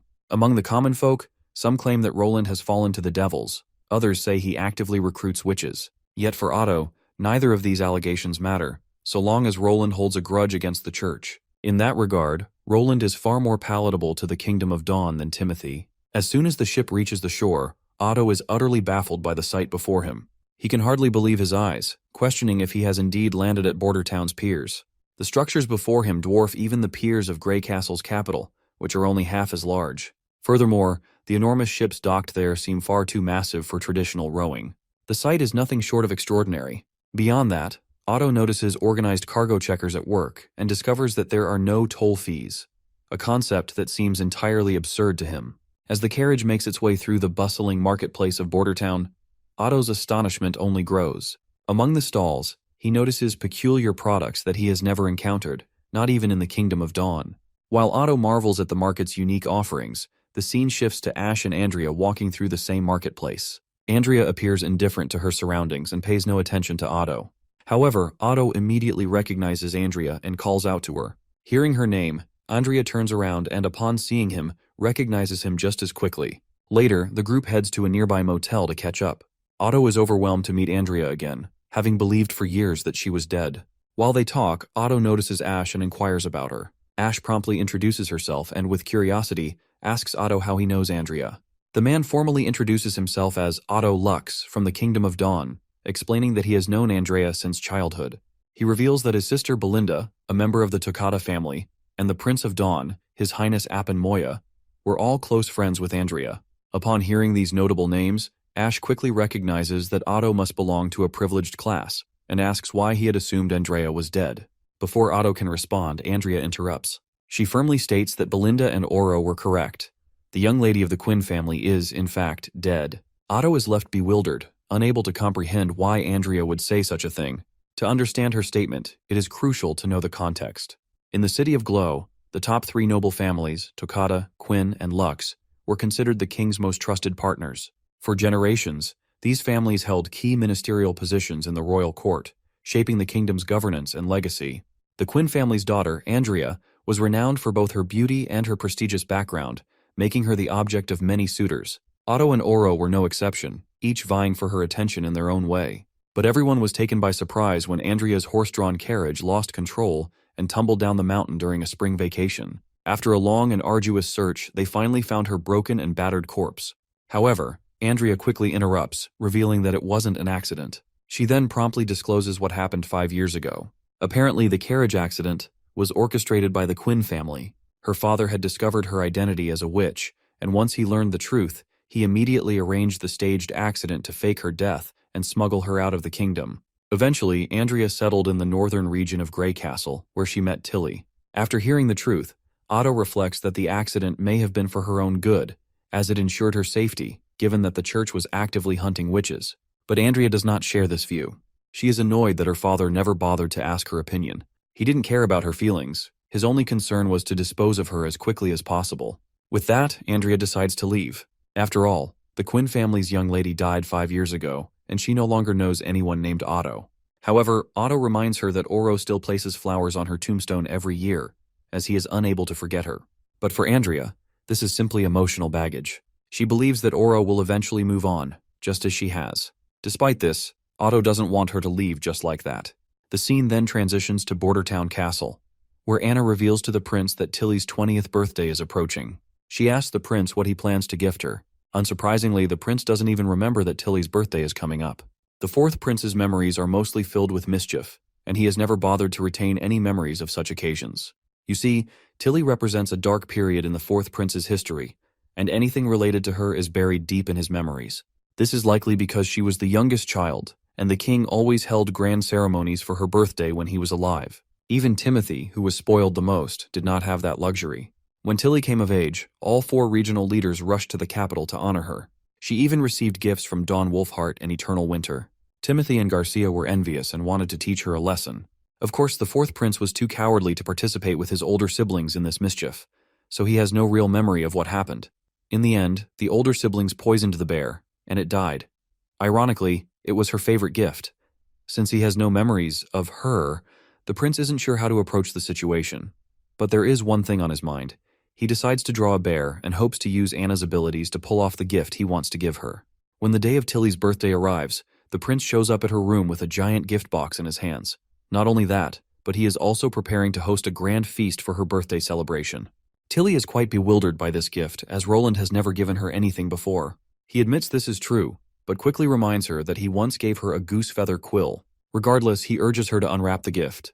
As soon as she does, she finds a cute panda inside. For some reason, she calls it a bear, so for the sake of it, we'll call it a bear too.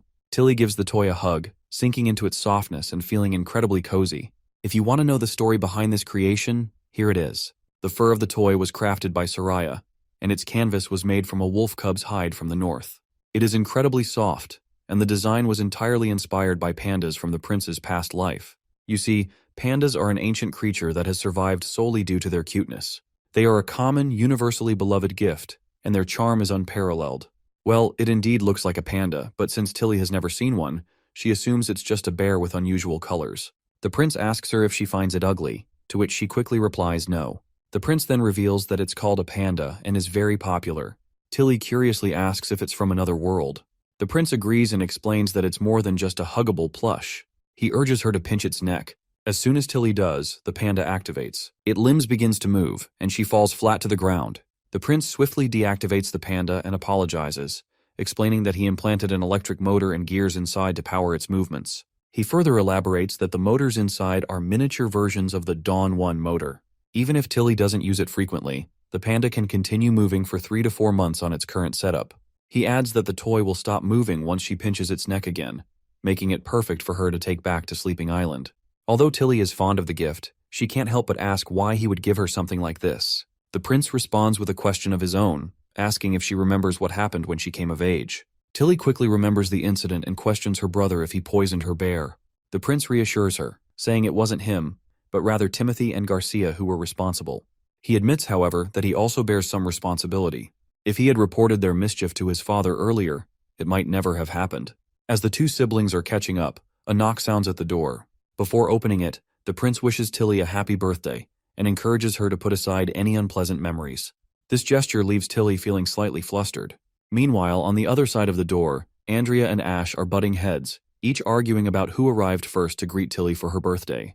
When the prince opens the door, he interrupts their bickering by breaking it down to them that he is the first to arrive, which naturally deflates both of the girls' moods. We then switch back to Otto, who is sinking into despair somewhere in the town. He's visibly upset by how Andrea dismissed their feelings, calling them nothing more than emotional baggage. It's been 2 days since their last encounter, and Otto has walked through every corner of the town in search of her. He even spent the rest of the day wandering around the market, hoping to catch another glimpse of her, but to no avail. Despite his search, Otto hasn't forgotten his original purpose. While looking for Andrea, he's also been observing the miracles created by the prince. The black machines in the mines, towering metal structures by the Redwater River, and the canals that seem to flow everywhere.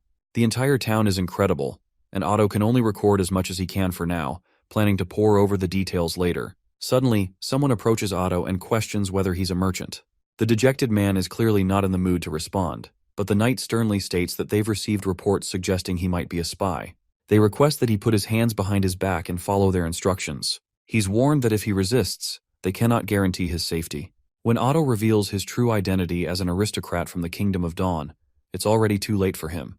He receives a hard punch to the gut. However, the knights don't continue the beating after hearing the mention of his noble status. Still, they kick him again for resisting. Desperately, Otto tries to explain that he is indeed an aristocrat, and he is willing to show the documents he has in his bag. The knights, gritting their teeth, know that only the prince will hear his explanation now. If Otto reveals everything, there's a chance he might get out of this alive. Well, it was a rough experience, but at least Otto finally ended up in front of the prince. When the prince takes a look at the notes Otto had been preparing about Border Town, even he finds them unusual. It's not surprising that Otto was misunderstood, as many citizens didn't know where he came from, and it was his order to report anything out of the ordinary. The prince admits that Otto's arrest was rougher than it should have been, but emphasizes that most criminals immediately retaliate with weapons. Since the start of winter, 2 police officers have been injured in Border Town, and they were all Timothy's spies. While Otto understands the need for security and stability, he raises a valid point. This approach might hurt innocent travelers. Most people, unlike him, may not be able to produce documentation to prove their identity. The prince reminds him that he need not worry about that. He explains that the Justice Department's verifications have nothing to do with documents, and he has many methods to ensure the safety of innocents. It's the best of both worlds. Otto then goes on to explain that while passing through the capital, he overheard rumors among the merchants that Prince Roland is planning to overthrow Timothy. The prince stresses that Timothy should never have come to power. He killed their father, executed the first prince, and kicked the third princess out of the Grey Castle. The entire southern region is now devastated by warfare, and refugees are scattered everywhere. These are all Timothy's crimes. Only his departure will restore Grey Castle's brilliance. Otto can see the determination in Prince Roland, a drive to actually make a difference, something he never saw in Timothy. Otto then addresses the prince, stating that as a friendly neighbor, the Kingdom of Dawn wishes for Grey Castle to regain stability as soon as possible. He has come to deliver a request for an alliance from the King of Dawn. He didn't bring an official letter, fearing it might be leaked, but his king has granted him full authority on this matter. If their kingdoms can unite and become the 2 horns pushing back the church's assault, they will avoid the fate suffered by Eternal Winter and Wolfheart. But the prince points out that this plan doesn't seem very useful. The church's determination to swallow all 4 kingdoms is far stronger than Otto realizes. The prince begins to believe that Otto doesn't fully understand their ambition. However, he's willing to share everything he's gathered about the church, hoping that Otto can bring this information back so his king can reconsider the alliance. Defeating the church will require retaliation at full power, not just overwhelming intimidation. Shortly after, once the prince has finished revealing everything from A to Z about the divine warriors, pure witches and devils, Otto looks absolutely boggled. The amount of information he's just received is overwhelming, and he just wants to report it all to his king as soon as possible.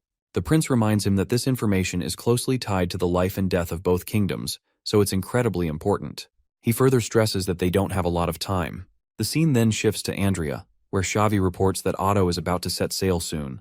She suggests that Andrea should at least send him off, considering he's her childhood friend.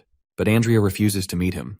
This also triggers a memory when Princess once asked her if she wouldn't meet Otto, as it seemed like he cared about her. As the chill breeze continues to make Xavi shiver, they notice that the boat is about to sail off. Although Andrea is visibly upset to see him go, she still believes it's for the best. She is sure that both Otto and Oro will find more suitable women through their families, and she believes her relationship with them was destined to end.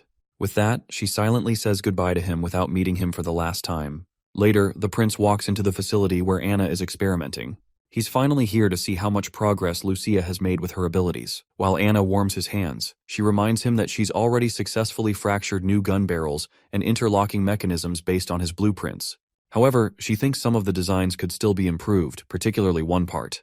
Prince expresses his appreciation for her hard work, genuinely pleased with her results. He's especially happy that despite only providing theoretical blueprints for the firearms, the practical application Anna has implemented has turned out so well. It's natural to have imperfections in such designs. Moreover, Anna's talent and analytical skills far exceed his own. He believes that one day, her work will surpass his own achievements. Anna then bows her head, hoping for a pat on the head, and the prince fulfills her request with a smile. Next, Lucia reports her progress. She explains that it will take her longer to work with the steel alloy, as there are simply too many elements to separate. As the prince reads her notes, he's pleased to learn that the superior steel she created by controlling its purity and carbon content is only the beginning.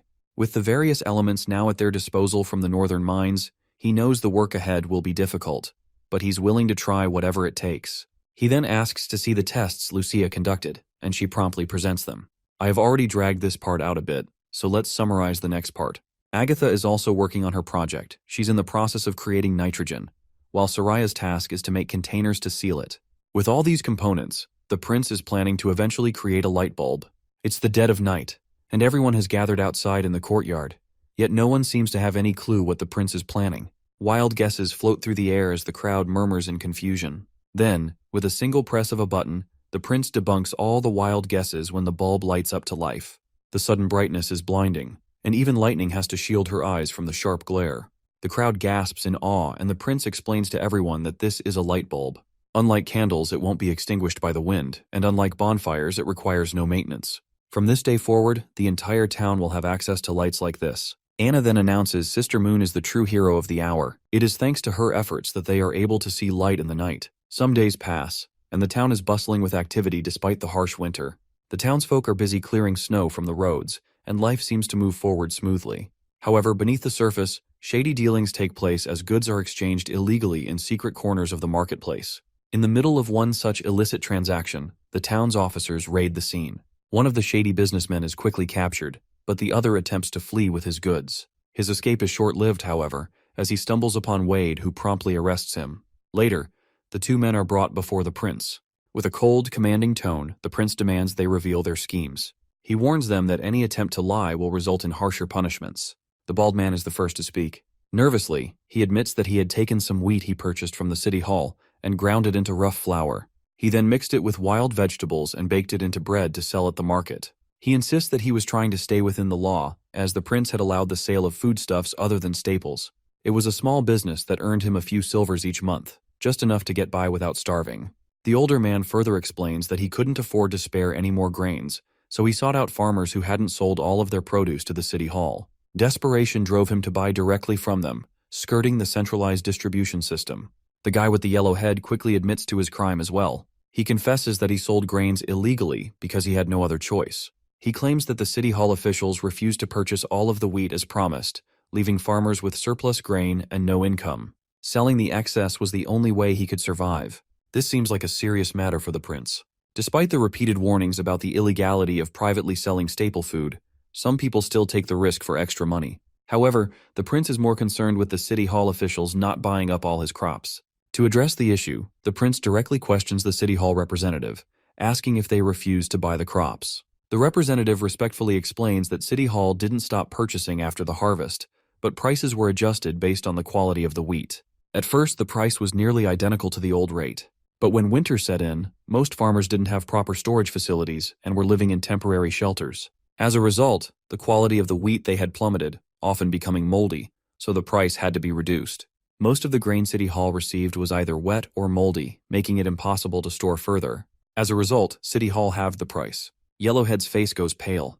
In a panic, he tries to justify himself, claiming that getting half the price is basically the same as getting nothing. He complains that he worked all year only to receive such a low rate. To him, the situation felt worse than dealing with the black market. As far as he can tell, prices were supposed to be fixed and stable. That's when Old Man Barov steps in, sternly scolding the farmer. He points out that the farmer would have received the full price if he had sold the wheat on time. Barov accuses him of hoarding and asks if he really thought City Hall wouldn't notice his scheme. Barov explains that hoarders like him gamble on the town's food supply running low so they can sell their stock at 3 or 4 times the price. Now that the prince has heard both sides, he declares both of these guys guilty. The farmer, Soya, privately sold crops with malicious intent, so he'll be sentenced to 10 years in the mines. If he shows good behavior, the punishment could be reduced. As for this bald citizen who was also involved in the crime and used subpar grains to bake bread and sell it, he'll face 10 years of labor and a fine 3 times the profit he made from selling the bread. This will take effect immediately. The prince then addresses Sirius, the city hall representative, and instructs him to turn this into an announcement, pin it on the bulletin board. The prince wants all citizens to know every detail to prevent something like this from happening again. Finally, the prince turns to his knight and asks if it's true that Wade was the one who caught them. The knight confirms this, but explains that Wade went a little overboard. He pursued them without his uniform, and a passerby reported him for assault while the suspects were being transported. Knight Carter mentions that he's planning to reprimand Wade later. The prince reminds his knight that reprimanding Wade is unnecessary. In fact, he believes Wade deserves recognition for his actions. Wade had been operating as a plainclothes officer this time, which explains how he was fully aware of who the criminals were and how to reach them. Given his past experience as a patrol guard, Wade's familiarity with the streets and his natural aptitude for detective work made his approach effective. The prince is already considering inviting Wade to join the public security department in the future. Nightingale could use an extra hand, and Wade's skills would be a valuable addition. The scene then transitions to the deep tunnels of Hermes, where Archbishop Tayfun is accompanied by a witch. It is Tayfun's first time in these depths, and he wonders if the Pope truly intended for him to be here. The witch reassures him, reflecting on Tayfun's tireless work for the church and suggesting that the Pope must place complete trust in him. She explains that the rules of the past are no longer suitable for the war that lies ahead. The will of God, she believes, should no longer be reserved for a select few, but must inspire every believer, preparing them for the final challenge. Typhoon, however, finds himself concerned about the adjustment of the 2 newly appointed archbishops. It had already taken them a long time to accept the existence of pure witches. The 2 guys he is talking about are Solidaire, a member of the Divine Punishment Army, and Edward, from the Justice Court. The witch explains that if it weren't for pure witches, who else would be able to carry out black operations for the archbishops? She continues, suggesting that, besides their usefulness in such tasks, witches can also offer other forms of relief, whether it's through intimacy, releasing anger, or satisfying different desires. The feeling of a witch, she claims, cannot be compared to that of a mortal woman. Tayfun gets uncomfortable with her words, and quickly tells her to stop making such jokes, especially to someone his age, who already has 1 foot in the grave. Finally, they reach the dead end of the chamber, where a witch with a veil over her face awaits. She informs them that the Pope is currently experimenting with magic stones. She warns that if they are carrying any stones of divine judgment, they must hand them over, as they could interfere with the magic inside. Reluctantly, Tayfun hands over his stone of divine judgment. The gate leading to Pope finally opens. As soon as he steps inside, he meets Maine, or rather, he meets Zero, who is impersonating Maine. The fake Maine quickly tells Tayfun to make himself comfortable, but the old man refuses. He insists on maintaining formality, as he is bound by the church's rules. However, Maine reminds him that he is giving the order. Reluctantly, Tayfun finally sits across from Maine, the 2 men facing each other. Tayfun reports that he has captured 3 witches, as Maine had ordered the capture of any witches. However, during the extraction of one of them, she managed to escape and killed the entire squad in the process. Since then, no one has been able to track her down. Because of this, they've lost 16 followers to this witch, 4 of whom were in training to become divine punishment soldiers. Taefun warns that if this happens again, the members of their order will begin to fear participating in such operations. Main reminds his old junior that combat witches are rare, and most of the fallen witches lack the power to resist. He assures Taefun that incidents like the recent one are unlikely to occur frequently. He explains that every fallen witch represents the potential creation of 2 divine punishment soldiers, which are desperately needed. The pressure on the Hermes perimeter increases every day, and the church urgently requires more soldiers to defend against the demons. Taefun is surprised by the logical and pragmatic demeanor Main is displaying, noting how much more mature he seems since his inauguration as pope. Shifting the focus, Taefun shares some good news. Most of Wolfheart and Arista now support the church, excluding a few resistant cities. Eternal Winter, as expected, remains as weak and uncooperative as ever. Taefun reports that the Holy City's resources are projected to double by next summer, along with a significant increase in the size of the Divine Punishment Army. He also notes that the Kingdom of Dawn is facing riots, sparked by the royal court's crackdown on church followers. Despite the pressure from their aristocrats, Taefun is confident the church's supporters in the kingdom can hold out until the end of winter. Main is pleased with this report and announces plans to adjust next year's priorities. Grey Castle will take precedence, while the Kingdom of Dawn will be deprioritized and addressed last. But Taefun reminds his senior that the church's resources are currently focused on the Kingdom of Dawn. Shifting their efforts to Grey Castle would require significant effort and time to reorganize. Main, however, counters by stating that Grey Castle is already in ruins. The royal decree for the throne and the distribution of berserker pills have fulfilled their purpose, plunging Grey Castle into chaos. In contrast, the turmoil within the Kingdom of Dawn is internal, driven by their own instability. It is only a matter of time before they destroy themselves, so the order of their priorities is less critical. What concerns Maine the most is the Western region's Roland Wimbledon. Over the past year, Maine has gathered detailed reports and uncovered something alarming. Apparently, every operation against Roland, whether orchestrated by the church or by Timothy, has failed. Individually, these failures might not seem significant, but when viewed together, the pattern is deeply concerning. Roland Wimbledon has not lost a single battle. His victories stem from his rapid growth, both in military power and influence, and he is continually expanding his reach. Maine warns that if given another year, Roland might secure control over the entire kingdom of Grey Castle. By that point, reclaiming the land would become far more difficult and costly for the church. There is too much to be done in Hermes, and Maine doesn't have the time to concern himself with the church's internal planning and maintenance. He decides to leave those responsibilities to Taefun. After the brief meeting, the witches escort Maine out. Once he is out of earshot, the fake Maine calls over a witch named Black Veil and praises her for how much stronger her illusions have become. As Maine transforms back into her true form, it is of course Zero. Black Veil accepts Zero's gratitude with utmost respect. At this moment, Isabella, a blonde witch, joins the conversation. She remarks that Roland Wimbledon, the 4th prince, seems like an intriguing guy, and might even have a better chance of defeating the devils than the church does. Black Veil immediately questions Isabella if she is considering betraying the church. Isabella calmly dismisses the accusation, because betrayal sounds ugly to her.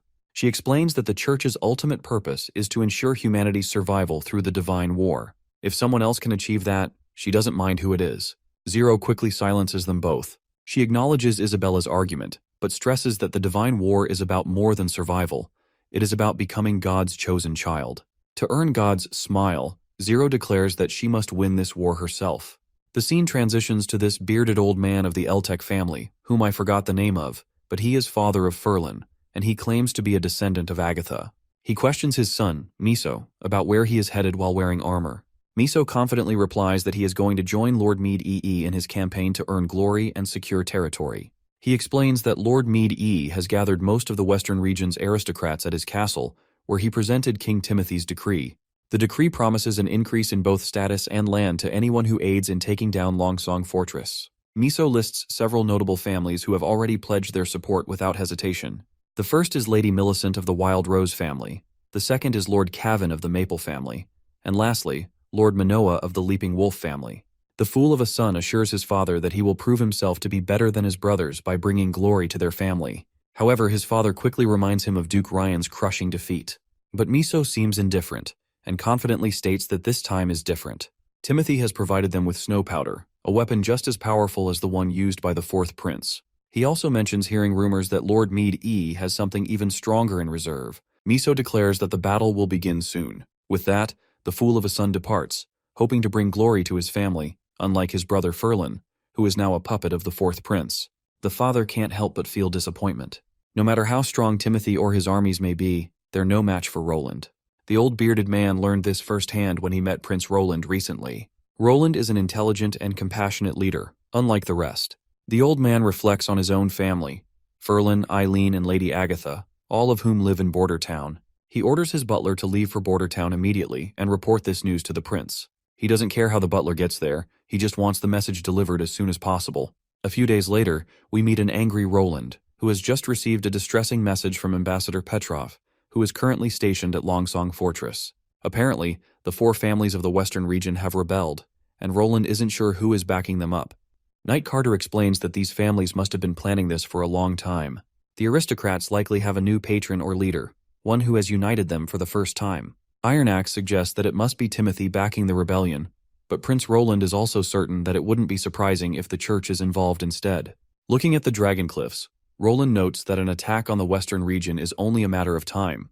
Carter explains that, according to the letter they received, the enemy seems to have significant firepower. Roland points out that both the church and Timothy are not strangers to snow powder, but it will still take time before it becomes practical for them. Roland is confused.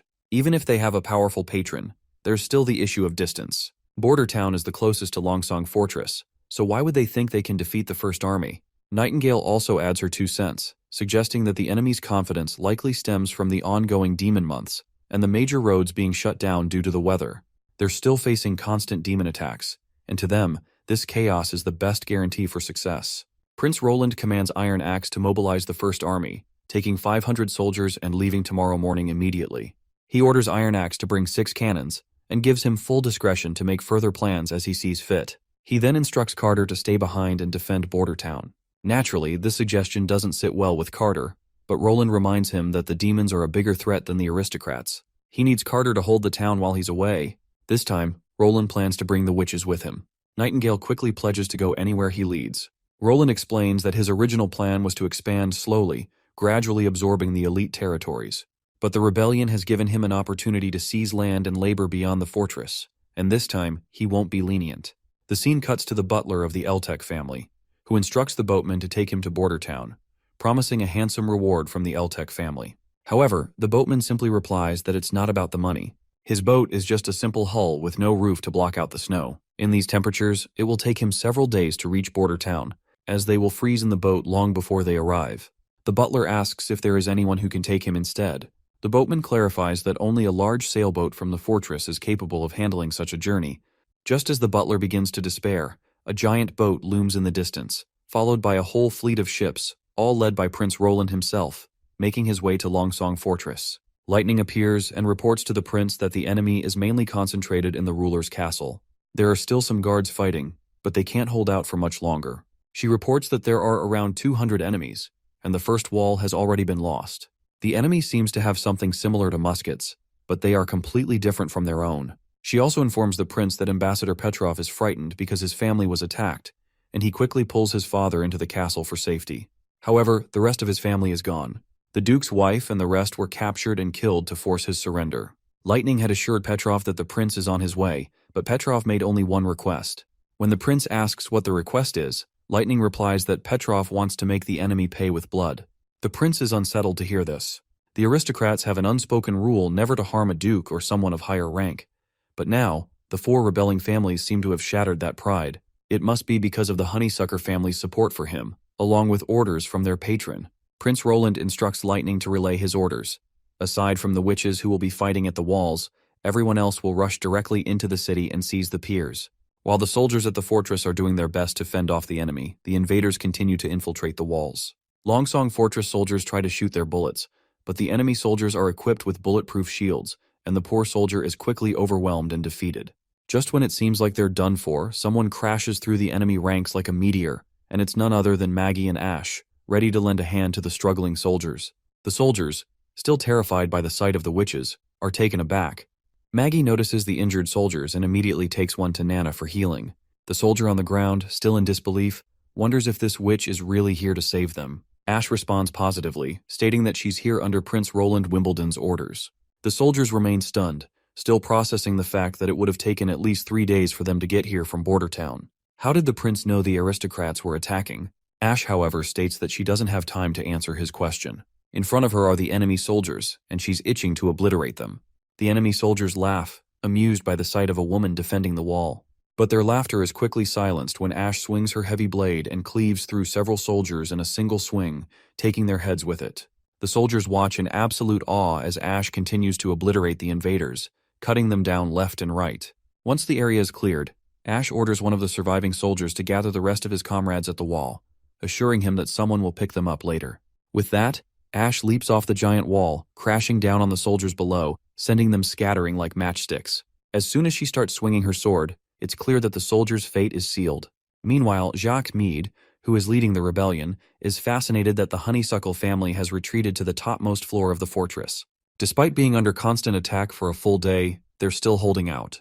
He's confident, however, that Petrov will eventually have to give up. After all, how long could he keep avoiding starvation?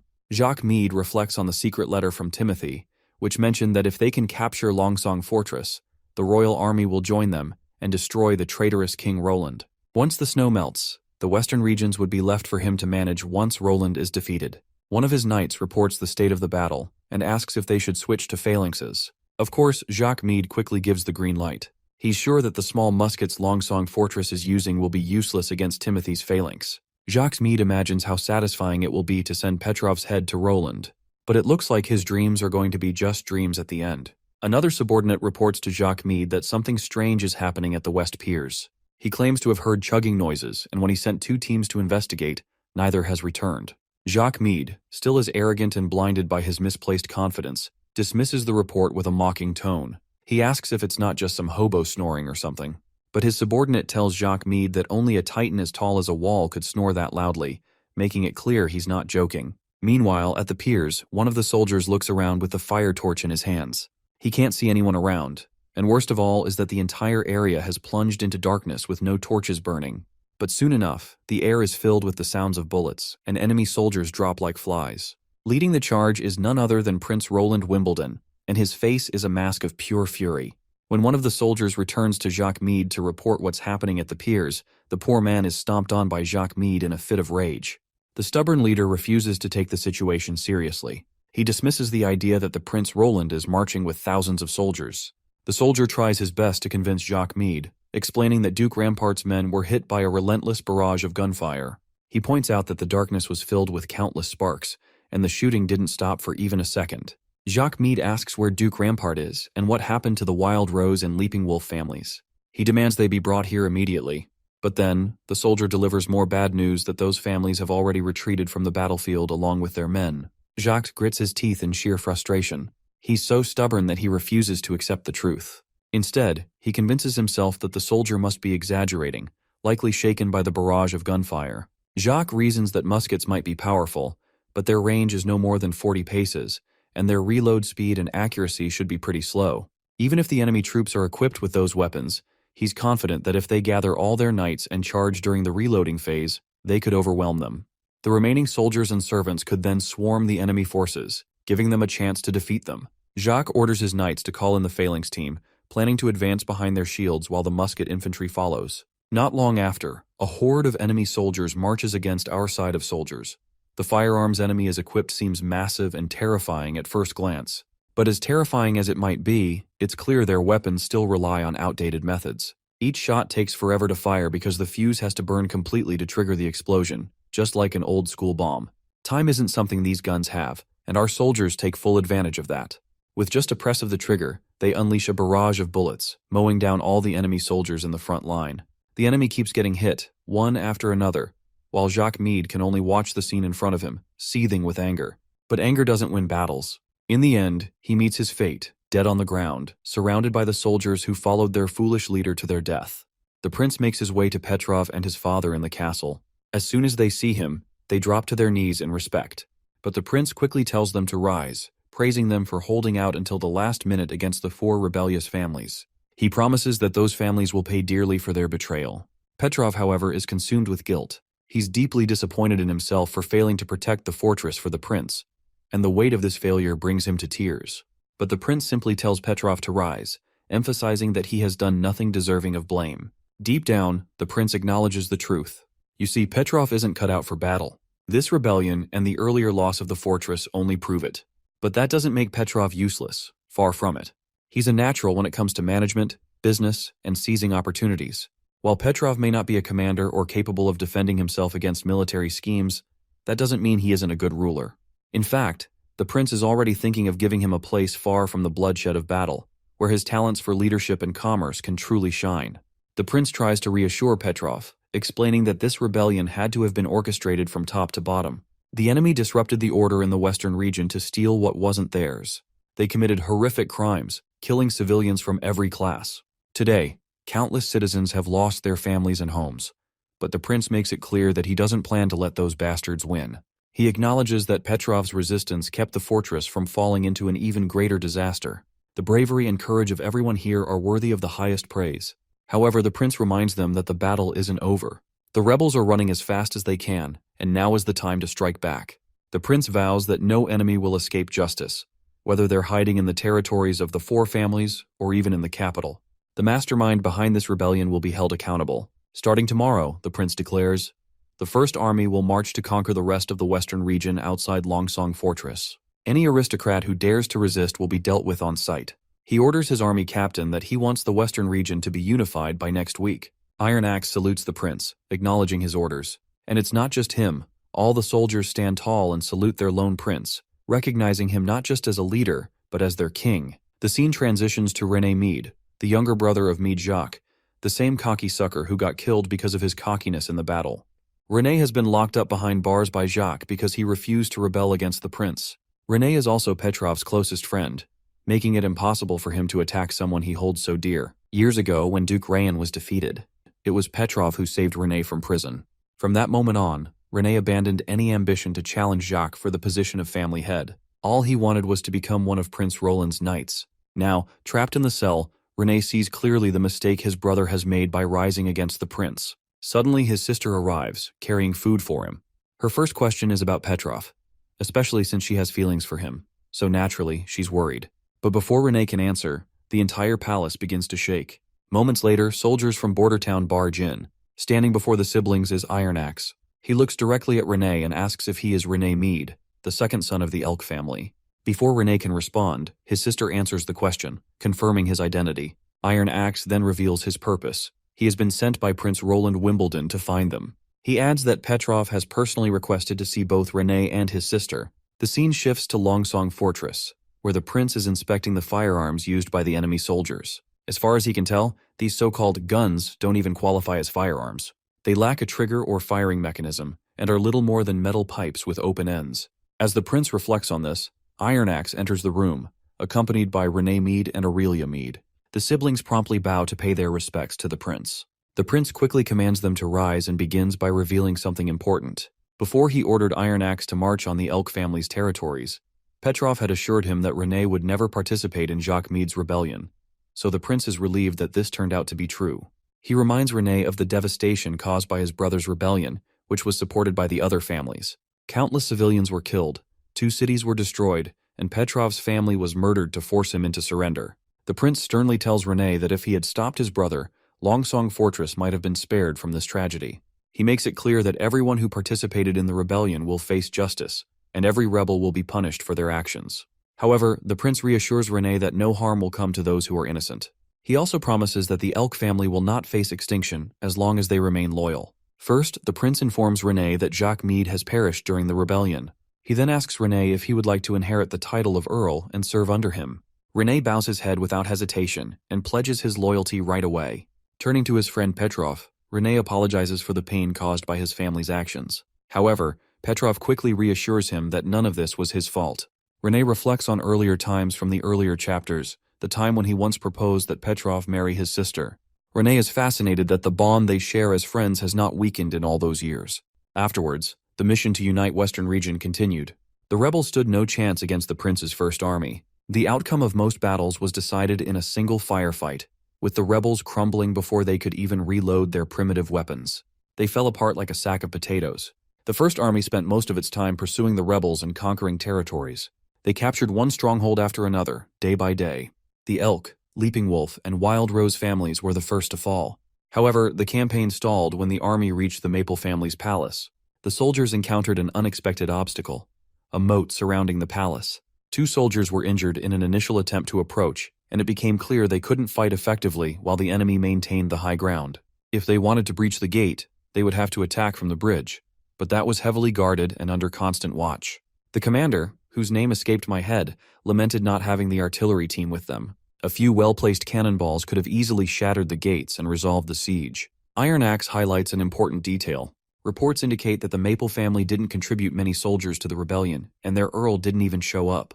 This means their forces are still at full strength, making it unlikely they'll succeed without heavy weaponry. Reflecting on the past, Iron Axe notes that if this had been during his time in Iron Sand City, he wouldn't have hesitated to lose hundreds of soldiers to fulfill his chief's orders. But now he's watched his soldiers grow and become who they are today, and he refuses to risk even a single life unnecessarily. With no artillery or heavy weapons available, the only viable option is to ask for the witch's help. A few days later, Maggie appears soaring through the skies, heading straight toward the Maple family's castle. The soldiers on the walls fire arrows at her, but her massive body renders them completely ineffective. In the next moment, Maggie drops a giant TNT onto the palace. The explosion is immediate, and takes the entire structure in flames, reducing it to a charred ruin in a single swoop. Iron Axe stood watching as the Maple family fell, and with their defeat, he gave the final signal for his soldiers to charge forward. The Maple family was taken down completely.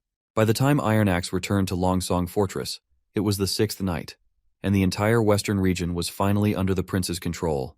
Petrov then came to meet the prince, carrying the completed reports and estimates. He had organized the remaining aristocrats of the western region into categories, and even listed them in alphabetical order by name and criminal status. The findings were staggering. 64 aristocrats were found guilty of participating in the rebellion. 137 aristocrats either refused to participate or were unaware of the rebellion. The rest were knights, nobles, or other non-participating aristocrats.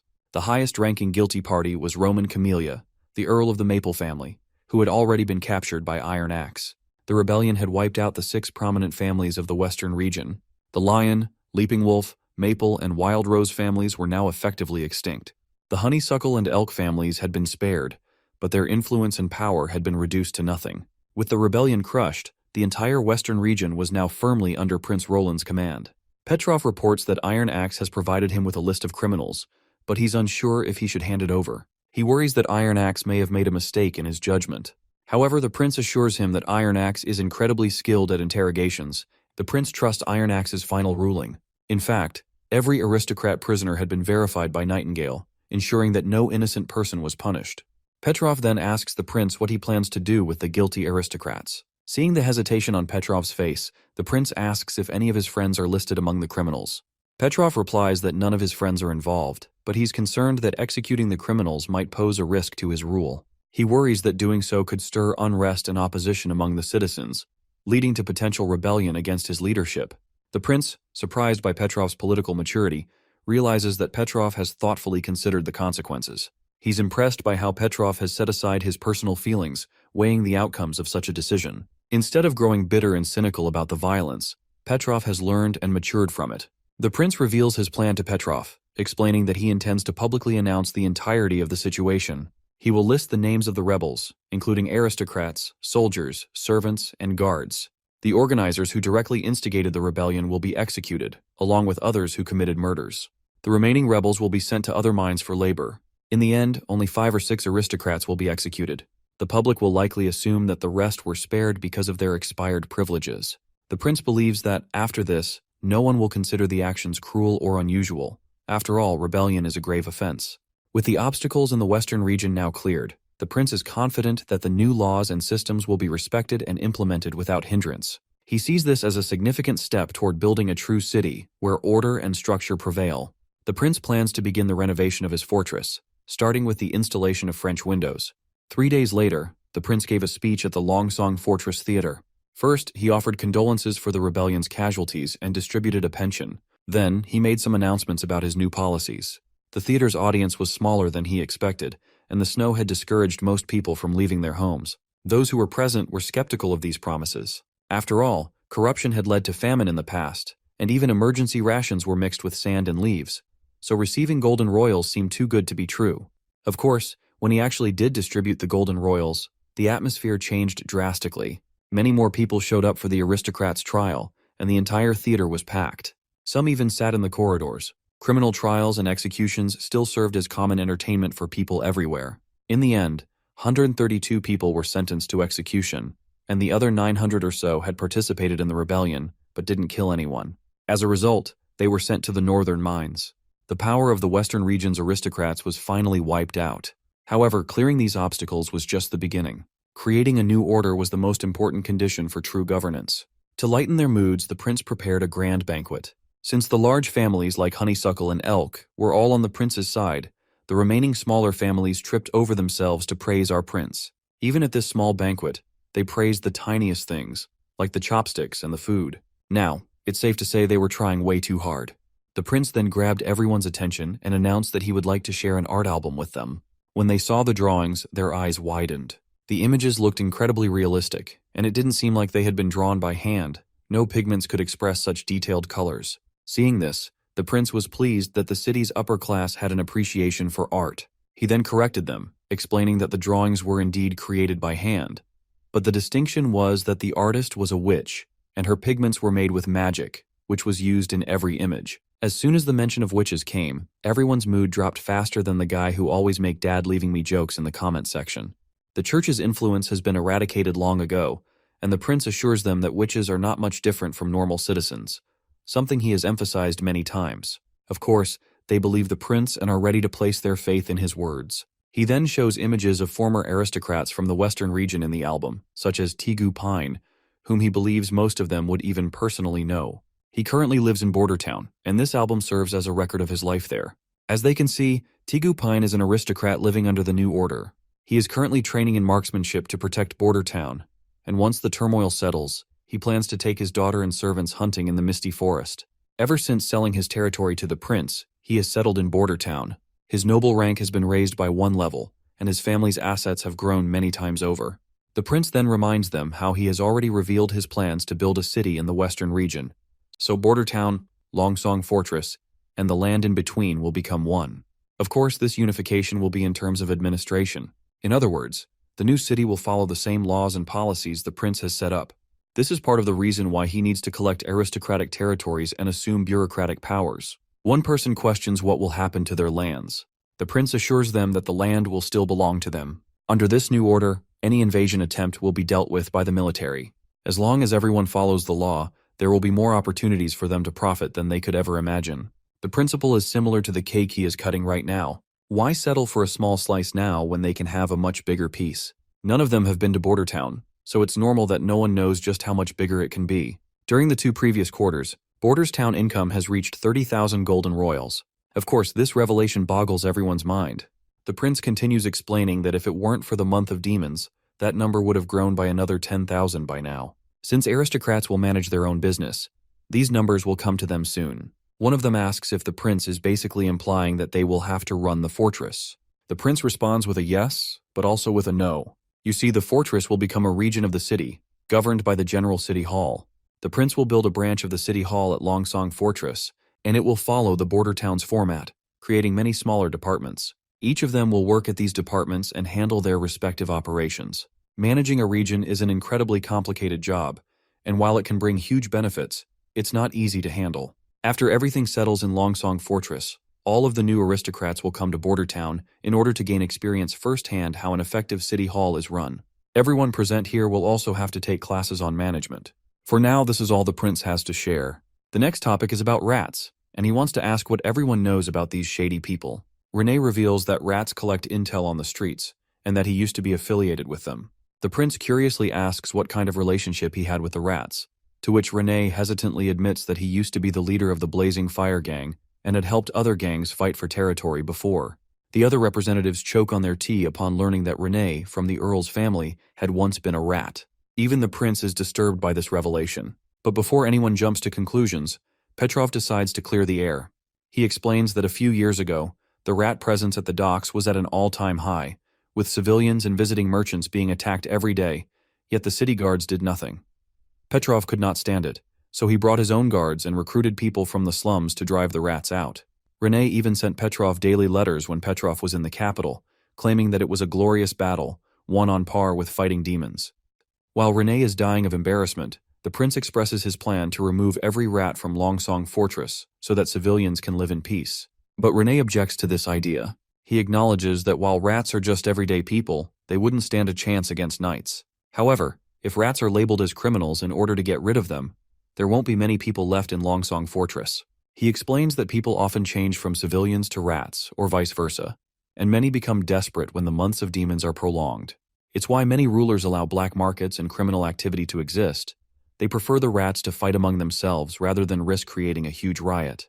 The prince then inquires who organizes the rats, to which Renee reveals that some are local aristocrats, while others are foreign criminals. The prince is glad that no one present here owns a gang. However, it would be fine even if they did, as the prince wouldn't mind as long as they cooperate in clearing out these bad nests of rats. He then addresses Renee and assigns him the mission to put an end to all illegal activity in the fortress within the next month. Renee will need to cooperate with the First Army and eliminate various gang leaders to crush all rat organizations. He also commands Petrov to open the fortress's food inventories and distribute more rations.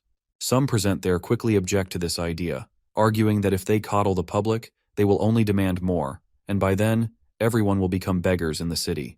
The prince finds himself disappointed that these aristocrats could only think of the negative all the time, which makes him believe they are lazy and foolish. He is certain that all these commoners need is a good role model and proper direction, and they will become the real backbone of the world he is trying to create. So he declares that he has made up his mind, and this will be his first lesson in teaching how to run a proper city hall. Every citizen needs to understand every detail of public policy. He wants everyone to answer the public's questions and listen to their feedback, because this is how an administration avoids becoming an empty shell. You see, new ideas, unified laws, enforcement, and political transparency are everything the prince is preparing for his new order. The scene then transitions to Sister Echo, followed by Iron Axe, who reminds her that the fortress is not as safe as Border Town, so she shouldn't wander alone. The prince had also asked him to guard her if she left the castle without any other witches. Every time Iron Axe talks to her, he refers to her as Chief.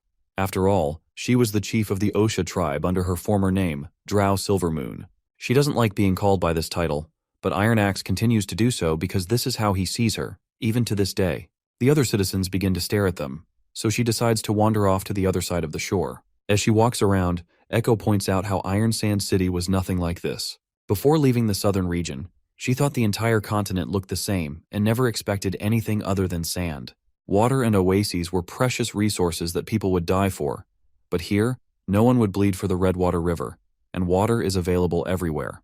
But Iron Axe reminds her that people still fight for other things, such as golden royals, jewels, pride, and status. He believes that battles are everywhere, no matter the circumstances. Echo, however, still believes that the prince could stop the war. Even Nightingale told her that the Sand Tribes, Grey Castle, Mortals, and Witches, all of them would enjoy resources equally and live as they wish. She then questions Iron Axe if he wants to return to Iron Sand. The big guy responds that he has already sworn allegiance to the three gods and will serve Roland Wimbledon forever. However, she doesn't need to worry, as the prince promised her revenge, and he won't go back on his word. When the day of their return comes, everyone will respect them. But Echo doesn't want to be the chief of the Osha tribe anymore. She likes to stay near trees and greenery, and she enjoys being with Wendy and Nightingale. She also likes to learn the songs that the prince teaches her.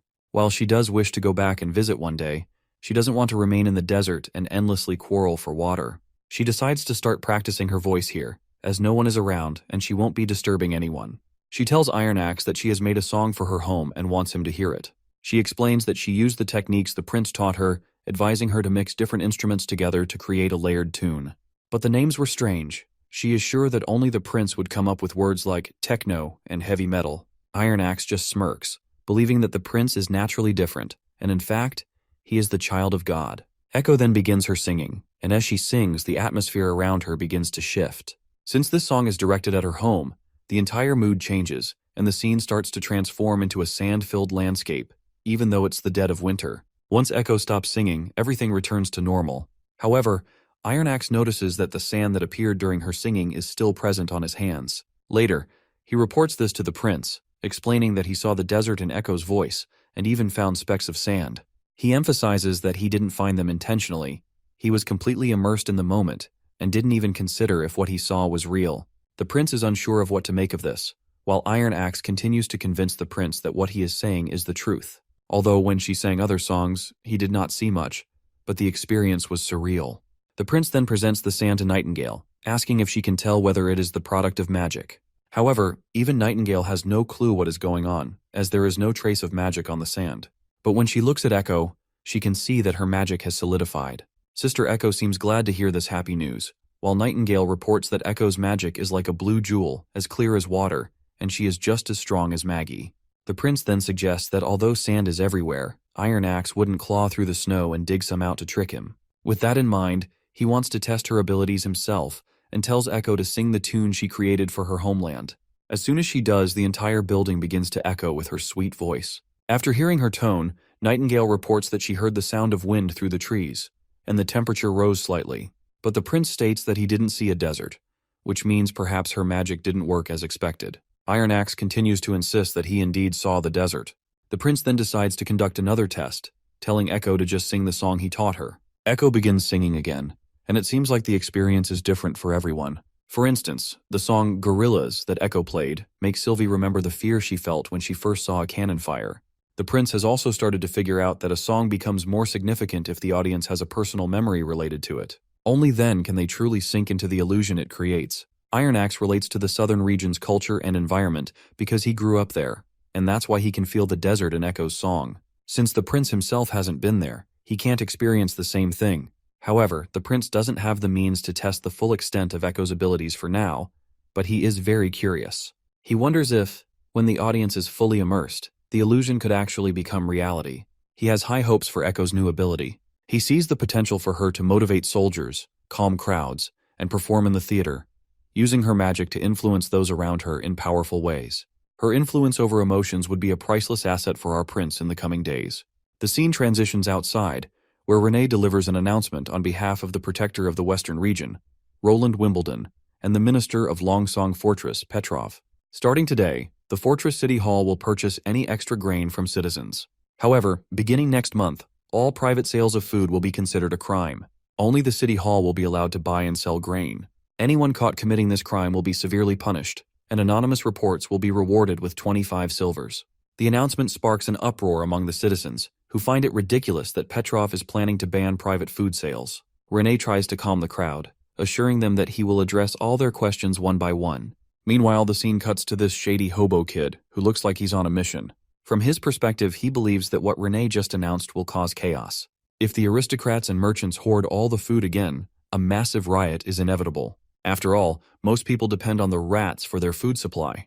In a back alley, this blonde teenager meets with a group of his fellows and quickly reports what he overheard. He expresses his confusion about what the wealthy are thinking and shares his concern about how they'll manage to get food now. This group of hobos begins to worry about their future survival. They mention two witches, Paper and Fang, who used to help them earn food. While we haven't met Fang yet, we know Paper has already been escorted to Border Town by Petrov. Kanash, the local underworld boss who dominates shady dealings in this particular area, becomes their main concern. They fear he'll use this food crisis to blackmail them at every turn, further tightening his grip on their lives. But their worries are eased right away when they hear the announcement that everyone will be entitled to 2 bowls of hot porridge per day, served at noon and night. The initiative is presented as an act of generosity from Prince Roland. The scrawny and sickly boy in this group feels relieved at the news. For a brief moment, he wonders aloud if this might mean they no longer have to worry about being threatened by Kanash for food. However, his more cautious friend quickly clamps a hand over his mouth, because speaking ill of Kanash in public could lead to serious trouble if overheard. Meanwhile, Renee continues with the announcement, revealing more about the City Hall's plans. Alongside the porridge distribution, Prince Roland intends to crack down on criminal activities that threaten the lives and properties of the citizens. Renee warns everyone to steer clear of black markets, pubs, gambling houses, and other places associated with trouble during this time. He assures them that the prince has provided public safety officers and police to maintain order and protect the people. The group of hobo kids begins to worry again. They fear they might be forced out of the city entirely, and if that happens, they have no idea where they would go or how they would survive. The scene then shifts to Kanash, who is shown smirking wickedly. He appears unfazed by the City Hall's measures. In his view, no aristocrat, no matter how influential, can truly maintain control in foreign territory.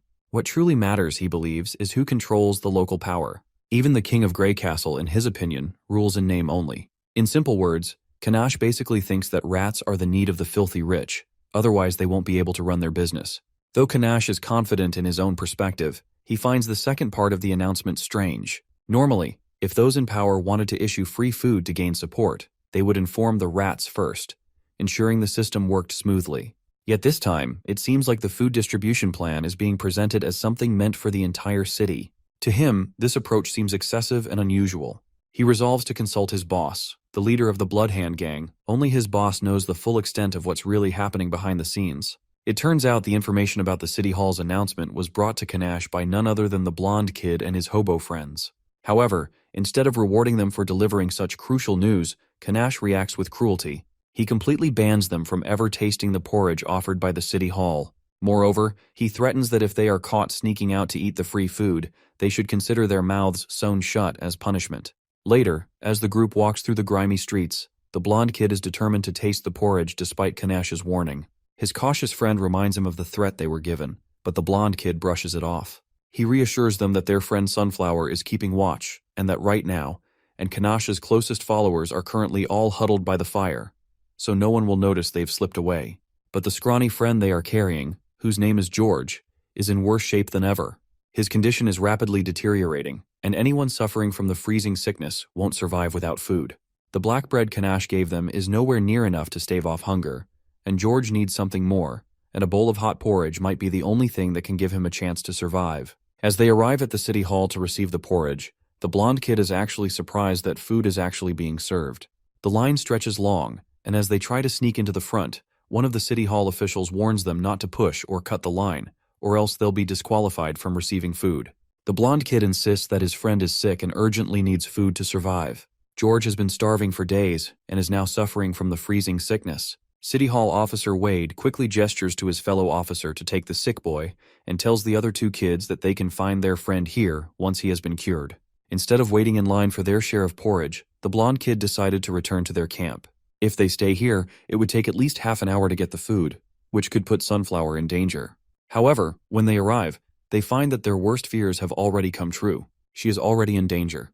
The filthy scumbags have strung her up with a rope around her neck. She's barely surviving, desperately balancing on her tiptoes on a short bench to avoid suffocating. She is getting brutalized because the others snuck out of the place. Before the two boys can intervene, the thugs cruelly kick the bench out from under her feet. The real horror begins. The blonde kid and his friend rush to save Sunflower, but the thugs are quicker. They strike the two boys over the head, knocking them unconscious. With the boys incapacitated, the scumbags turn their sadistic attention back to Sunflower. One of them decides to pry out one of her teeth, while another thug viciously pounds on the blonde kid, who is starting to stir. But suddenly, the rope around Sunflower's neck is severed, cut by someone or something unseen. This familiar purple mist starts to fill the area, and before the attackers can understand what's happening, shit goes to hell. In just a matter of seconds, two guys have been taken down. That is when someone crashes down from the rooftop, and it's Ash, the mad lad lady. More and more of the thugs swarm the area, but Ash swings her blade and sends everyone scattering in every direction. Nightingale is also present, having taken care of the other attackers with equal skill. The blonde kid rushes to tend to his injured friend. It's then that Officer Wade arrives, raiding the scene with her team. He demands that everyone drop their weapons, declaring the arrest is being made in the name of His Highness Roland. Seeing the overwhelming power of the City Hall forces, the blonde kid is left stunned and overwhelmed. The announcement turned out to be true. These officers, sent by Prince Roland, are indeed here to arrest the rats. By the way, as I mentioned earlier, he is the same kid who used to be with Paper, and he was devastated that Petrov took her away from him. But right now his eyes fill with tears when he realizes that the promises made by Petrov and the prince are not shallow. All the rats at the scene are arrested, including the group of kids. Nightingale approaches the blonde kid, telling him to answer truthfully. She asks him if he has ever killed anyone or robbed anyone. The kid quickly responds with no. Since he is spitting the truth, Nightingale tells him to go get some porridge. She then turns to the other two kids, but before she continues, the blonde kid asks her if she's a witch. Nightingale responds affirmatively, and the kid reveals that these thugs are Kanash's underlings, and that Boss Bloodhand is the true leader of the rat faction in the fortress. He believes that catching them is key to eradicating the entire rat faction. Nightingale reassures him, promising that no criminal will escape justice. This assurance brings a small, hopeful smile to the kids' face who were brutalized by these bastards. The three kids rush to join the queue, feeling a sense of happiness and relief now that they've been saved by a witch. They're excited about the possibility of meeting Paper someday. After standing in the line for a while, they finally reach the front and get their turn to receive food. As they collect their bowls, Renee announces that once the months of demons come to an end, Longsong Fortress and Border Town will combine to form a new city. The land in between will need to be developed, which means new jobs will be available for everyone. For the blonde kid, this means he won't have to live like a rat anymore, and with his new opportunities, he'll have a better chance of meeting Paper one day. But that's a story for later.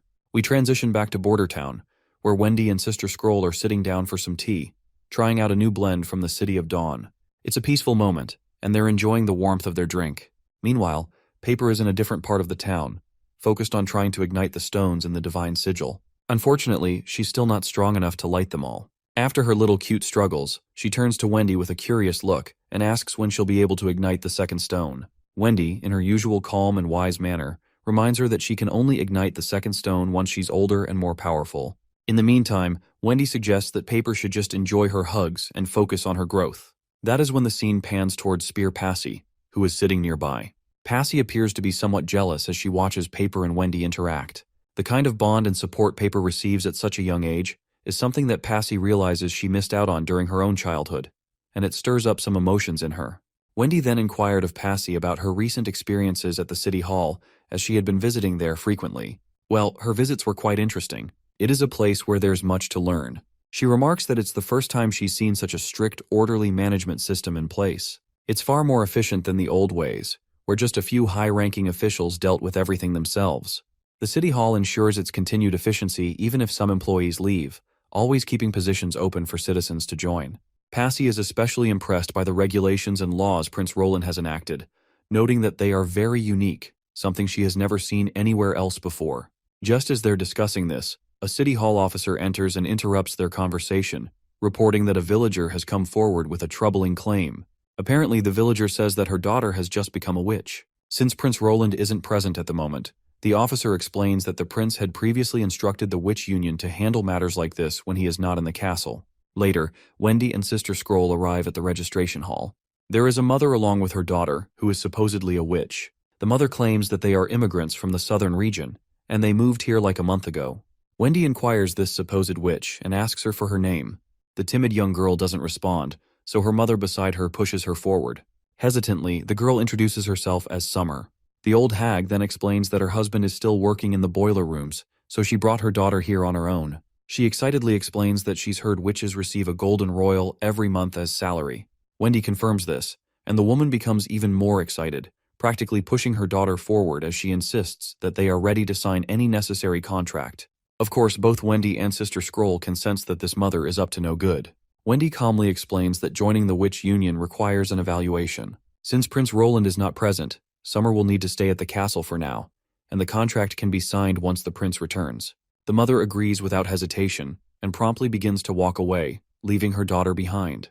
The poor girl looks visibly anxious. Sensing her unease, Wendy gently explains to her that there's nothing to worry about. She adds that the Witch Union isn't anything like the terrible rumors people might spread.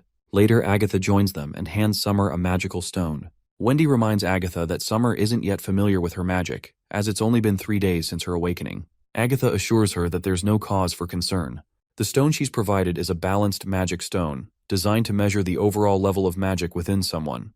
While it's not as precise as Nightingale or Sylvie's abilities to sense magic, it's the best tool they have available to determine if Summer truly possesses magical powers. After the little test, Agatha confirms that Summer does qualify as a witch, specifically a summoner type, but her level is extremely low. Agatha further explains that it's not unusual for magic to be this weak early on since it hasn't fully gathered yet. It's still in a juvenile stage. They decide to figure out what kind of ability Summer has, so Wendy asks her to demonstrate. Without hesitation, Summer uses her magic, quickly forming a mirage. The illusion offers a glimpse of the past, where we see Sister Scroll and Wendy having that tea time. Everyone watching is left awestruck because the scene Summer creates looks incredibly lifelike. Agatha notes that while the ability to create illusions is rare, it's not unheard of. She recalls at least 2 other people in the Alliance with similar powers, one of them being a high-tier witch from Falling Star City. Meanwhile, Summer feels drained, having used up most of her mana. Wendy then asks her how many times she can use that ability in a day and whether she can control the illusions more specifically. The girl reveals that she can use her ability about 2 or 3 times a day. She hasn't tried going beyond that, but it gets increasingly tiring each time. Hearing this, Scroll explains that it sounds like magic depletion, which is pretty natural. Magic flows like water or swirls like fog. It's the source of her power every time she uses it. Scroll assures her that they'll slowly teach her about the other attributes of magic over time. Later, Summer demonstrates her ability again. This time, the scene she creates shows an event from about a day and a half ago, when the witches were having dinner together. Scroll records everything to share with the prince. Few days pass by, and Sister Scroll decides to send Summer back until Nightingale does not verify her identity. After all, they can't afford to take any risks when it comes to Prince Roland's life. So because of that, Summer had to leave, but she seems much more energetic when she leaves the castle after staying for a while. She asked lots of questions about the witches and the prince, clearly excited to learn more. Initially, Summer thought the prince was a scary guy who kept many women around him, but she soon realized it was just a misunderstanding. However, things didn't go as smoothly when Scroll took her back home. Summer's mother didn't take the news well. All this old hag seemed to care about was money. To resolve the issue, Scroll ended up giving her 1 gold royale to keep her quiet. Wendy isn't sure if giving Summer's mother money was the right decision. However, Scroll reminds her that if paying off that old hag can keep Summer safe from her mother's harsh treatment, it's a small price to pay. Scroll points out that there are many days ahead of them, and if 1 gold royale can buy Summer a more comfortable life at home, it's worth it. After hearing this, Wendy agrees. She actually hadn't thought about it that way before. She then reflects on how much better the prince understands the value of witches' abilities compared to her. Wendy admits she's neither as logical nor as calculating as Scroll when it comes to weighing risks. This realization makes her doubt whether she's fit to lead the witch union at all, but Scroll voices her opinion as well. She believes that no one cares more about the witches than Wendy does. Scroll explains that it was only after her time with Kara's Witch Association that she truly understood this. A witch who genuinely considers the well-being of her sisters, regardless of their powers, is the kind of person who deserves to lead. According to Scroll, that quality is Wendy's greatest strength. While the both ladies are having their conversation, they hear that the prince has returned, and a grand feast has been prepared to celebrate his arrival. The first thing the prince does is hold his most cherished waifu close to his heart. Of course, there are also the overly excited girls who rush in to hug him uninvited. The entire palace feels alive with joy, and the prince feels a deep sense of homecoming, finding solace in the warmth of these familiar smiles compared to the cold atmosphere of Longsong Fortress. Later, the prince makes his way to the library, with Anna quietly following him. He's pleased to see her there and quickly shows her the gift he brought back.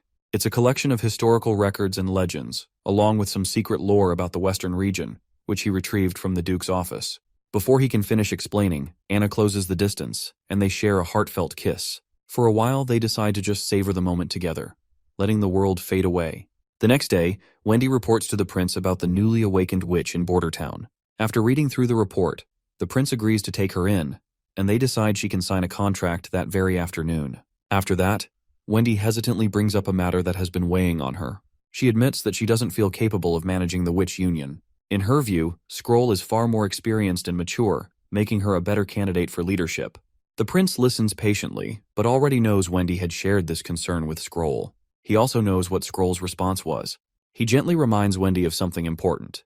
Management techniques can be learned, but personalities are much harder to change. He points out that, aside from Maggie, she's the only one who truly adores all of the witches equally. Besides, the prince reminds Wendy that Scroll is already in charge of the education department, and her workload is only increasing. She wouldn't have enough time to focus on the new witches properly. He shares his vision of making the witch union self-sufficient, with minimal input needed from him. He wants the organization to be well-known and respected by everyone.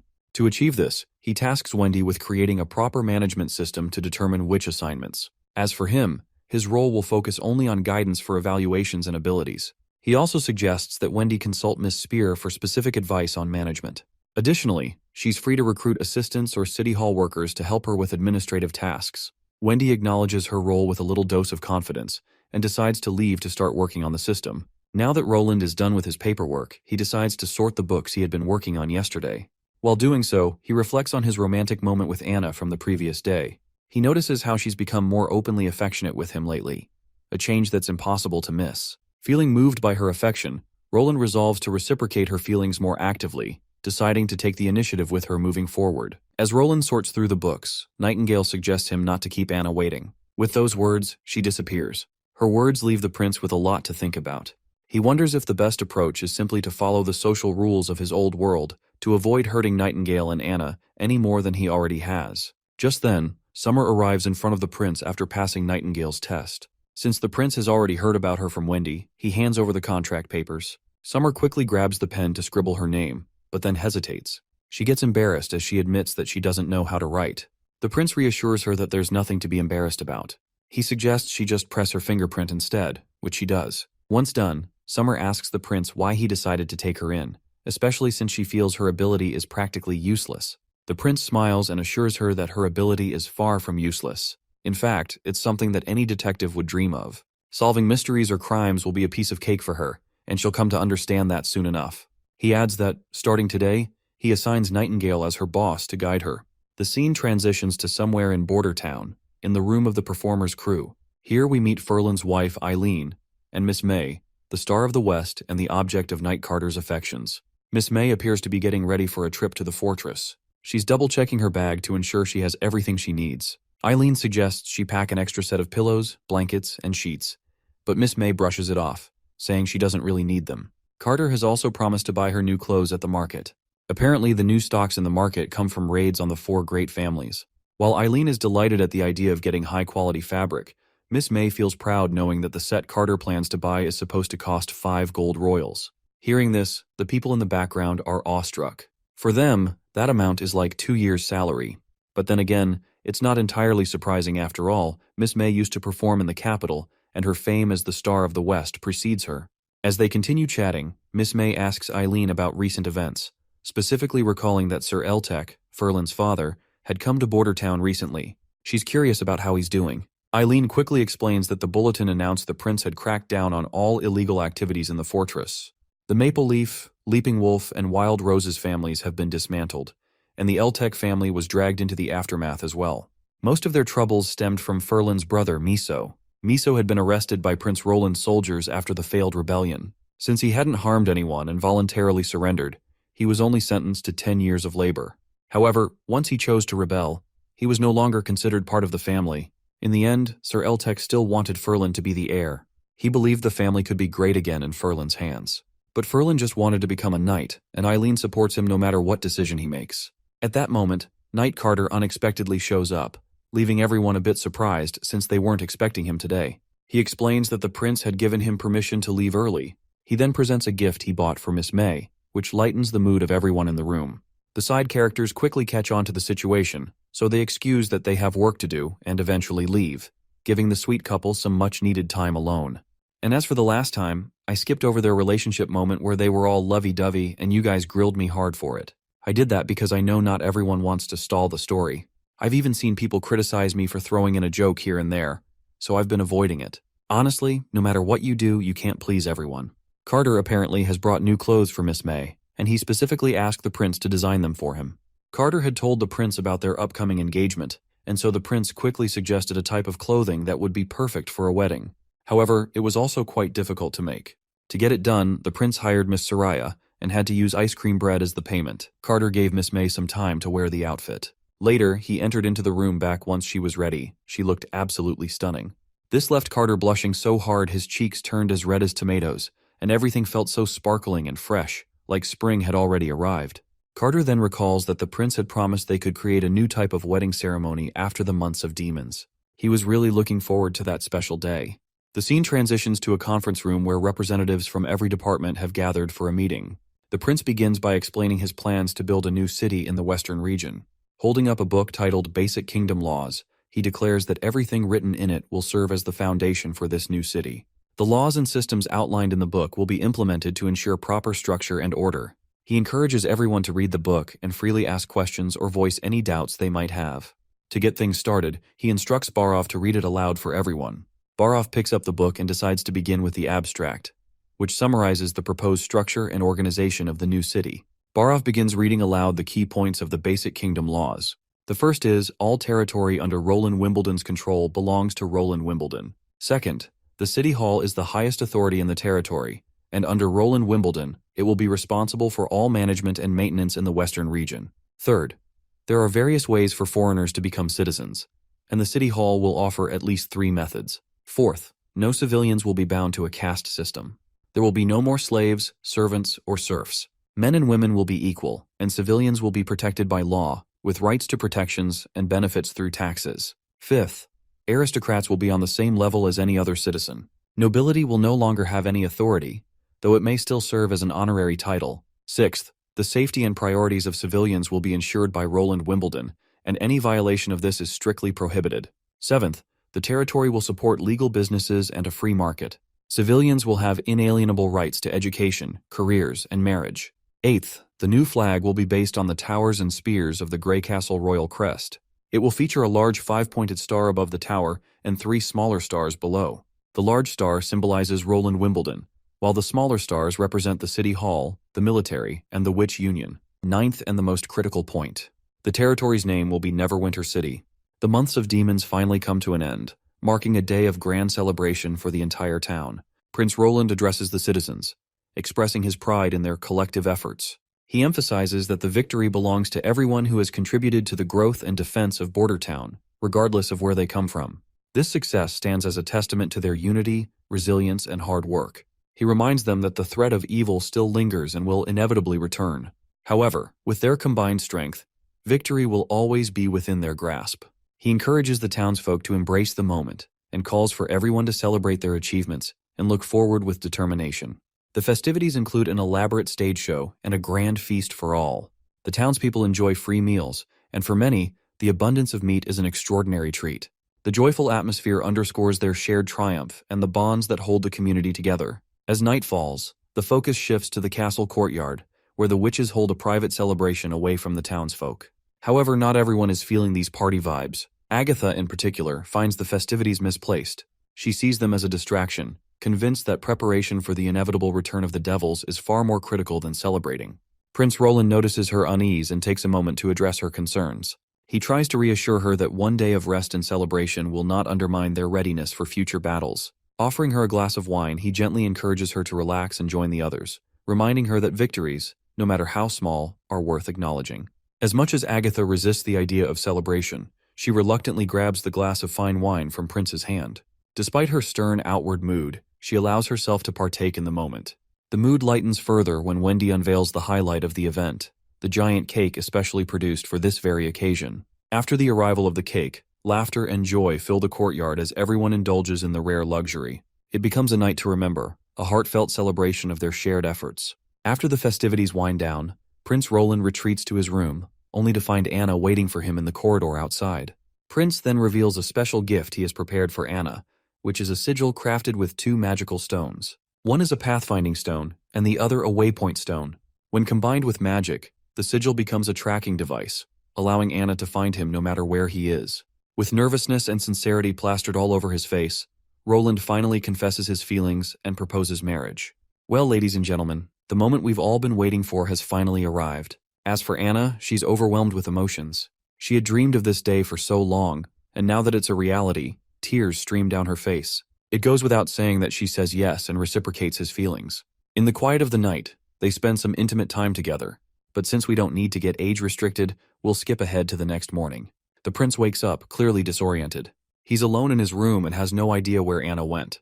For a moment, he wonders if what happened last night was just a dream, but when he spots Anna's hair over the bed, he's convinced it was real. He quickly rolls over onto the blankets, hoping to catch her scent, but just as he starts to get a little creepy, Anna appears behind him. She scares him as she brings in some food. After setting the breakfast down, she tells him to eat well to regain his strength. But the prince insists on taking a few more days off for some extra fun. Anna shuts that idea down quickly. Like Agatha, she reminds him that they still have to fight the devils. Soraya and Agatha are working hard for this very reason, and she doesn't want to fall behind. Later, Princess Tilly comes to visit the prince. Seeing how cheerful he looks, she can't help but tease him, thinking he must have had a pleasant dream to be so happy. However, she quickly moves on to the real reason for her visit. Sadly, she is here to say farewell because it's finally time for her to return to Slumber Island. She has stayed here long enough and has kept in touch with the island only through letters. Now that the months of demons are over, her mission is complete. The prince suggests that she consider moving to Western Region instead. With the large expanse of land on the southern bank of the Redwater River, there's more than enough space to house all her witches. But Tilly reminds him that they've already discussed this, and her decision to return to Slumber Island hasn't changed. Despite this, the prince asks her to stay at least another week. He wants time to prepare something for her and the witches, a collection of books, study guides, and practice problems to help improve their learning and save them time. He also suggests she take some revolvers for protection in case they run into enemies wielding stones of divine judgment. He promises to send her steam engines as well, explaining they'll be useful for everything from irrigation to desalination. But the biggest reason he wants her to stay is so she can witness the grand opening of Neverwinter City with him. He hopes she can be there for the creation of the city, something he's been waiting to share with her. Later, Wendy comes across Nightingale sitting in a quiet corner, looking completely dejected. It's clear she hasn't slept at all. The expression on Nightingale's face is so full of devastation that it reminds Wendy of the day they first met. The cause of Nightingale's heartbreak is quite evident. It's troubling her that the prince is now finally with Anna. What makes it even harder to bear is that Nightingale herself had encouraged the prince to take that step. Although she insists she was prepared for this and always knew it was inevitable, the weight of reality has hit her harder than she expected. Wendy feels deeply concerned for her friend. Nightingale's broken state reminds her of the past, of the times when they had faced so much together. Nightingale had always been so brave, fighting countless battles without flinching and never showing fear, not even before Kara, as terrifying as she was. Yet now, this pain has completely shattered her. Wendy knows her friend needs comfort more than anything. She gently urges Nightingale to cry as much as she needs, letting her release the pain she's been holding in. Wendy then reflects on their shared reality. They have nowhere else to go and no one else to turn to. Staying by the prince's side is their only option, even if it comes with its challenges. Wendy reflects aloud that while everyone can enjoy the warmth of the sun, the closer you get, the more you risk being burned. It's a bitter truth they both must live with, but she promises to stay by Nightingale's side, offering whatever support she can. Wendy urges Nightingale to give up and move on, reminding her that she already has her sisters to support her. But Nightingale refuses, making it clear that she won't let the prince go so easily. No matter what, she is determined to protect him until the very end. This is her decision, and she won't back down. As spring blooms in full swing, people gather to celebrate the wedding of Miss May and the prince's knight, Carter. The couple looks stunning in their outfits, radiating joy as they make their way to the beautiful gazebo. Once they arrive, Bravo officiates the ceremony and prompts them to exchange rings. When they do, the moment becomes electric with emotion, and the crowd erupts in happiness. Carter, however, hesitates when it's time for the kiss, his nervousness causing him to tremble as he inches closer to Miss May. But Miss May takes the lead, and leaps forward to kiss him and save him from further awkwardness. Among them, Soraya busily paints each scene, determined to immortalize the memory through her art. After the ceremony, the prince offers his congratulations and announces a small but thoughtful gift: 2 days of vacation for Carter. He assures him that he'll take care of any pressing work so Carter and May can enjoy their time together. The wedding concludes successfully, with everyone showering the couple with blessings and happiness. The prince stands close to his beloved, holding her hand tightly as he quietly expresses that he too dreams of the day they'll share such a moment. Though surrounded by joy, Nightingale watches from the sidelines, her heart heavy and broken. All she can do is endure the pain in silence as the world around her celebrates. The scene transitions to a few days later. While the prince is busy shaving his beard, Barov reports that the messenger pigeon has been sent to Longsong Fortress and is expected to arrive at their castle within half an hour. The prince inquires about the preparations for the upcoming event. Barov informs him that everything was completed yesterday afternoon, and the venue is large enough to accommodate everyone in town. Apparently, this event is no ordinary gathering. The prince plans to announce the establishment of a new city.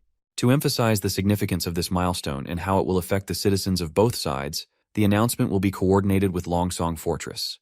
Both locations will deliver the news simultaneously, highlighting their unity and shared progress. The prince expresses hope that Petrov will receive the letter promptly. As expected, the messenger pigeon eventually reaches Longsong Fortress, delivering the message to Petrov.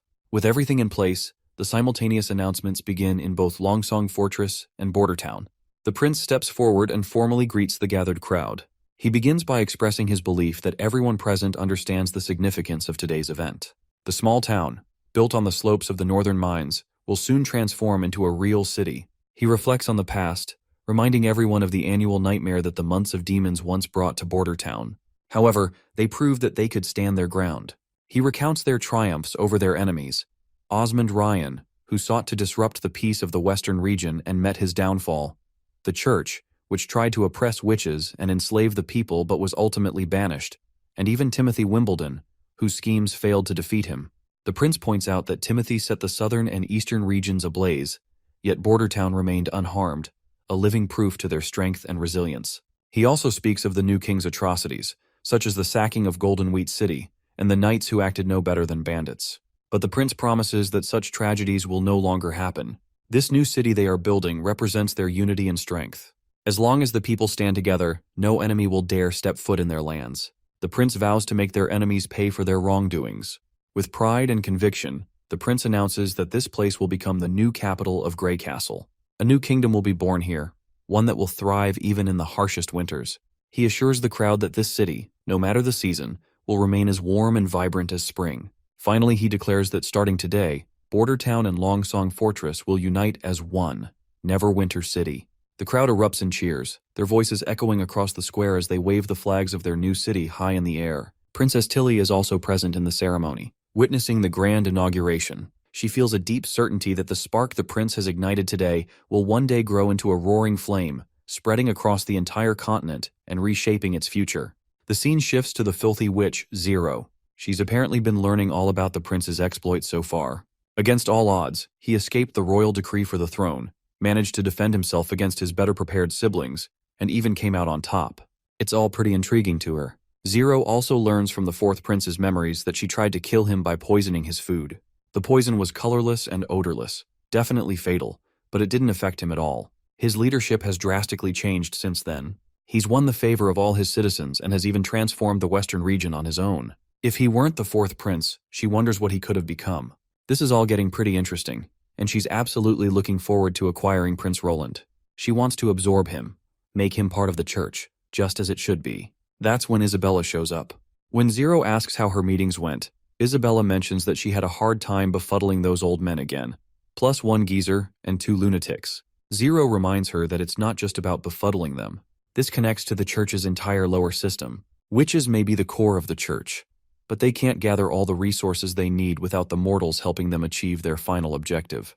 Isabella finally relents but says that, according to the others, it'll take until the second month of summer to move the resources needed for an attack from dawn to Grey Castle. She then reveals, rather disappointedly, that they have only about 400,000 pills left in their warehouse. On top of that, Isabella isn't sure if it's a good idea to let mortals fight the devils. They're talking about millions of people, and using the pills would quickly deplete Hermes' entire stock. She worries the church might not even win. Once mortals take the pills, their value only lasts a day. They're useless if they don't take enough, but they die faster if they take more. Zero feels a little disappointed that Isabella doesn't seem to understand her point. She explains that she never intended to use their berserker army to defend Hermes. The final battle, she says, will most likely take place at the ruins of Tequila. When Isabella questions whether Zero is planning to attack first, Zero reveals her reasoning that time is their most precious resource. She never thought sweeping all the devils at once was possible. It's simply unrealistic. The divine texts mention that when the underworld gate opens during the red moon, the devils will build a towering black structure. However, this tower isn't built, it grows. The material used for this construction was only referenced in the readings of the Alliance's third seat, and the expansion of devil territory requires these towers to produce red mist. Past towers have always been built in locations rich in stones of divine judgment. An enormous monster lives beneath each tower, its body even thicker than Tequila itself. This monster digests the stones of divine judgment, turning them into black crystals that diffuse red mist. Isabella finds it disgusting, while Zero points out that she doesn't know how long it takes to digest the stones, but it definitely doesn't happen overnight. During this time, the devils can't build their tower here. They can only ship it from their homeland. Zero wants to carve a bloody path through the devils with the berserker army, and then kill the buried monster with the divine judgment army. And if they're lucky, they might gain another 4 centuries of time. You see, the berserker army just can't replace the divine judgment army. The drug they use also affects the mortal's consciousness, but it won't touch their emotions. Against a truly terrifying enemy, they'll still feel fear, or even retreat. A broken army of millions will leave them defenseless. Of course, it won't be that easy. The berserker army will mostly be the lower followers of the church, but they'll be led by divine judgment soldiers. Unifying the kingdom is the only way to gain that many followers. Zero knows she has to gamble with humanity's fate and gather as many chips as possible. She tells Isabella not to fear the battle, because it's the unexpected rewards that are the sweetest. Their intelligence, bravery, belief, and sacrifice will determine their future, and this is what God wants to see, because the weak will never earn his smile. Isabella hopes for the best, though she is still curious about one thing. She wonders what would the fourth prince do if he were standing here right now. Zero dismisses the remark coldly. She's sure she won't fall against a mere human like Roland. But Isabella presses on with reason, pointing out that, according to Archbishop Taefun, the pure witch he sent to Grey Castle still hasn't returned. She simply disappeared without a trace. Not only that, They also lost a Fura in the capital, Archbishop candidate Mila, and the Longsong Fortress Cathedral. She tries to give Zero a wake-up call, reminding her that this is one of their biggest losses. It's as if, ever since they started meddling with the Western region, they've never won, as if God himself is protecting it. Although Isabella didn't want to say this, the word slipped out anyway, and this only serves to enrage Zero beyond belief. She quickly shuts Isabella up, reminding her that mortals know nothing about God. Mortals can only rely on knowledge and tactics, and those will all become a part of her. She believes that even if Roland has a method to defeat the devils, the Alliance will do better. When the Church conquers Grey Castle, the Western region will witness who is truly God's child. Isabella grows concerned, seeing how much her friend has changed. Zero is beginning to resemble the Pope in some ways. On the other hand, Zero is still shaken by the unsettling thought that Roland might actually be under some form of protection by the gods. As Isabella leaves the room, Zero reflects on how, no matter who the Pope is or who came up with the idea, anyone who enters the prayer room will drastically change. The highest level in the temple is the closest to God. She then walks into the temple, and after standing beneath the gazebo, she reveals that this is the only place where she can witness God's messages. She clasps her hands and begins her prayers. Her entire body begins to shimmer, and before her appears a demonic red eye. But according to her, this is supposed to be God's true form. The magic surrounding this supposed God is larger than the ocean, and its brilliance is brighter than the sun. This only reinforces her belief that only someone who wields such power could be God himself. This, she claims, is the red moon mentioned in the holy books. Through premonitions, she understands that humanity is weak and cannot protect anyone. The end of the Divine War is illustrated in 4 paintings. Once she enters the first picture, we see this throne, adorned with skulls. In the next picture, the city she wanders through is the origin of the devils, where they first appeared, on the northern peak of the Realm of Dawn. As she gazes at the throne, she reflects that she was supposed to find the protector of devils sitting there. But it's empty. It guards the secret of God. There are paintings, and according to the ancient records, it has been said that the contents of the second painting are subject to change. Some mention that it depicts a huge eyeball, while others say they saw bubbling volcanoes or an endless pit glowing at the bottom. No one sees the same thing, but as far as she can see, there is nothing. The Church's secret records once mentioned that in the early days of the First Divine War, there was something inside the other painting. When the war ended centuries later, the image faded to black. It makes her wonder if it's the aftermath of those rejected by God. Perhaps they are hiding something. As for the last painting, it's never been mentioned. If even the popes don't know about it, this secret could be lost forever. She starts to feel exhausted as she prays, and sadly for her, God did not respond today. She had thought that there would be nothing more to care about until she became pope, but her understanding of this world only skims the surface. There is a brand new secret in front of her, and her immortality is the perfect resource to chase it. She is truly the child chosen by God, and she can get closer. Centuries, even millennia, won't matter, because it will be worth it. I've got no clue what in the hell she just talked about all, but let's hope to soon get some context and figure out things. It's finally time for Tilly and her party to return, and the ship has arrived to take them. Andrea turns to the prince before boarding and says that she had a great time in the border town, but she's not sure if she'll be able to make the same ice cream bread when she gets back. In return, Prince promises to make even tastier food when she returns. That's when Ash chimes in with a verbal jab, telling the prince that they wouldn't mind if he kept Andrea for himself. After all, one less loudmouth on Slumber Island won't hurt anyone.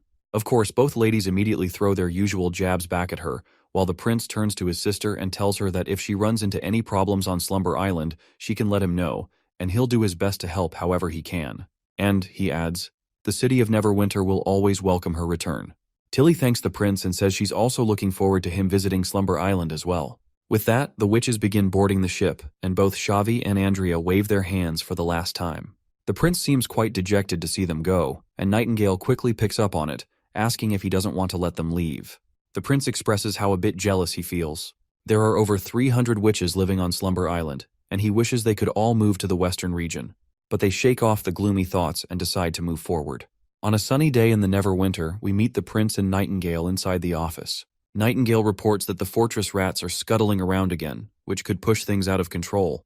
The prince had expected this. Eradicating the rats will be a long process, with occasional surges, but as long as pressure is maintained while offering them better ways to live, they'll eventually disappear. That's the reason Petrov had mentioned he hoped the prince could provide help with skills and labor. Nightingale then asks if he intends to send her, as she doesn't seem too keen on leaving him alone behind. The prince reminds her that she is in charge of the security department, and she'll need to frequently travel between locations to oversee various jobs. But Nightingale worries that their enemies might send a witch assassin, and in that case, only she can protect him. The prince believes she's just overthinking, but Nightingale stubbornly sticks to her guns. No matter what he says, even Wendy and Scroll will stand by her side. That's when the prince reveals that he's going with her too. This finally calms Nightingale down, and the prince adds that she should bring Summer along as well, so she can learn how to use her abilities in practice. He also tells her to bring Sylvie and Soraya as they'll need to investigate the fortress mines and create an identification system. With that, the prince leaves Neverwinter with a select group of witches. Once they arrive, Petrov reports that they have a bigger issue at hand than the usual robberies and small crimes. There have been incidents that are more public, and they're happening against the police force the prince had deployed. According to Officer Wade, this should be called the Northern Outer District serial killer case. Renee further reveals that, starting 3 days ago, a civilian has been murdered every night. The victims were all male, lived alone with no family, and most importantly, all had received jobs from the city hall. A symbol was also painted in every room with blood, resembling a crown with an X later crossed over it. Since there was a symbol, Renee tried investigating the city hall and discovered that they were about to begin construction in the Redwater district. News of this had already spread through the northern streets, and people now believe that they will be killed once they accept jobs from the city hall. The number of applicants was already low, and now no one dares to sign up. In fact, a number of citizens want to quit their jobs as well. If this spreads to the other districts, it will be detrimental to their expansion plans. There were no witnesses, and no one knows where to begin the investigation. The prince questions Renee, asking how he solved something like this in the past. Renee reveals that the patrol never had a solid protocol. If it was a big problem, the victims' families would appeal to the city lord, and the lord would promise justice for the people. Only then would the patrol be pressured to make the criminals hand themselves over. The patrol, however, never cared if they were scapegoats or not, and they ignored victims who were foreigners or loners. That sounds quite horrible to the prince. You see, from what he's heard, this means almost everything is under the rats' control, so it's no wonder they were considered vital to the city. The prince has also observed that this world doesn't seem to have investigators. If there are no witnesses, it always results in a cold case. The prince quickly gives Petrov good news, telling him that the Department of Security will handle the case tomorrow. All he wants from Renee and Petrov is their cooperation. Nightingale then asks about his plans for this, to which the prince explains that he's not going to be directly involved. He needs to supervise the aristocrats on building the second city hall. The sooner he can finish that, the sooner Soraya can start making the ID cards. So the case is up to her now. He tells her that she will be in charge of the Department of Security and needs to decide how to crack the case. The entire police force of Neverwinter will eventually be hers to control. Wade, Renee, and anyone else will answer to her. But Nightingale reminds him that he was the one who told her that departments need to be balanced in power, and she doesn't fully understand how the city hall works. Wouldn't the Department of Security be lower in rank than the city hall? The prince places his hand over Nightingale's, startling her a little. He reminds her that the security of their land is more important than anything else, which is why she answers directly to him. It's also why she will control both the police force and any investigations involving the city hall or the military. All of their departments need to be tightly connected by a big net to prevent internal corruption.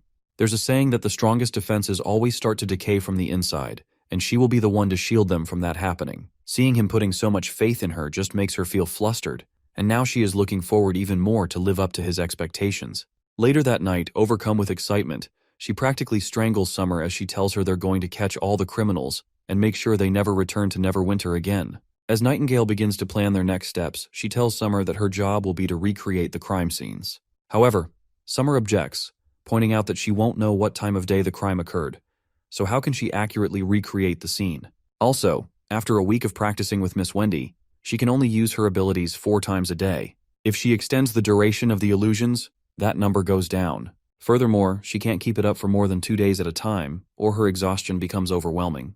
Nightingale grows concerned. It'll be a problem if their recreations don't accurately reflect the criminal's presence at the crime scene. She then asks Summer if shortening the duration of her recreations would allow her to use them more frequently. Summer responds in a roundabout way that her magic drains quickly and it won't make much difference. This makes Nightingale appreciate Spearpassy's power transfer ability even more. But since they don't have another option, she decides to take a gamble, predict a time, and hope for the best. She claims that her luck has always been good. After all, it's how she met Prince Roland. With that, the both ladies settle into bed. Morning arrives, and Renee formally introduces himself as Earl Renee Meade, at Nightingale's service under Prince Roland's orders. Nightingale reciprocates the gesture, introducing Summer as her assistant and witch. Renee expresses his eagerness to work with the two witches to find and capture the criminals. With that, the investigation begins. Nightingale requests that Renee take them to the crime scene.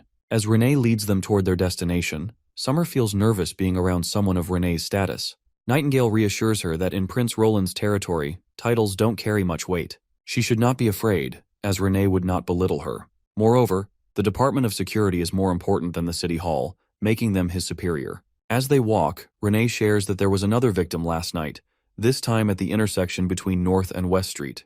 This marks the fourth murder, with each location being different.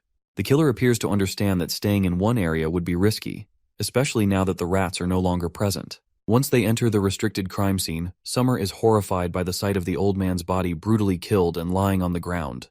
She trembles, feeling sick, and Renee suggests she step outside for some fresh air. Nightingale asks Renee when the body was discovered. Renee explains that it was this morning, when civilians came to fetch water. They found the corpse and noticed the door was left open, almost as if the killer wanted to make sure everyone saw it. In the past, it might have taken 2 or 3 days to report. But thanks to the City Hall offering rewards for information, someone immediately reported it.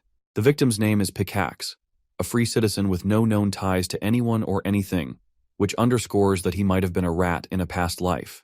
Nightingale then inquires if anyone saw him the previous night. Renee confirms that he asked around, but no one saw anything, and no one heard anything either. After thinking it over, Nightingale concludes that killing an adult like this would have made noise. Pickaxe didn't die immediately from a slit throat.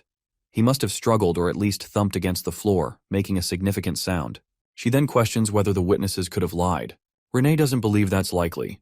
The civilians are too fearful to lie, and since anyone who helps the police is rewarded, they don't have a reason to do so. Nightingale decides to call everyone who was nearby and conduct her own questioning. She then turns to Summer, instructing her to go to the castle and bring Soraya. Later, we find Nightingale standing in frustration, because not only Soraya but also the other 2 girls have barged in uninvited in the midst of such a serious criminal investigation. She scolds Lightning sharply while asking whether she isn't supposed to be protecting Prince Roland while she's away. Lightning explains that Prince Roland is engaged in a conference with the elites in the Grand Castle Hall, so he's not in any danger. Furthermore, Sylvie is still present, and with her around, no one would dare approach the prince. Despite this, Nightingale fumes with anger and orders them to return to the prince before the conference concludes. Back to the investigation, Nightingale gives Soraya the task of drawing the killer. Summer replay the murder, and Soraya will use her abilities to produce the visuals of the killer's face. Renee believes that if they can obtain a clear image, they should plaster it across the billboards in the fortress, as that's the fastest way to catch the criminal. However, Nightingale points out that it may not work as planned, especially considering the limitations of Summer's illusions. They will need to be lucky for it to find the exact time when the crime took place. She then tells Summer to replay the events between midnight and dawn. When Summer begins to replay the events, they see the old man sleeping peacefully in his bed. Nightingale instructs Summer to extend the timeline slightly after midnight, as the killer would have needed extra time to draw the symbol after the murder. As soon as Summer does this, the killer materializes, who is busy drawing the symbol on the wall with the old man's blood. However, they can only see the killer's back since he is facing the wall. Nightingale instructs Summer to replay the events just before the man was facing the wall. After doing so, they finally get to see the killer's face. Well, it seems like Bro has been caught in Ultra 4K.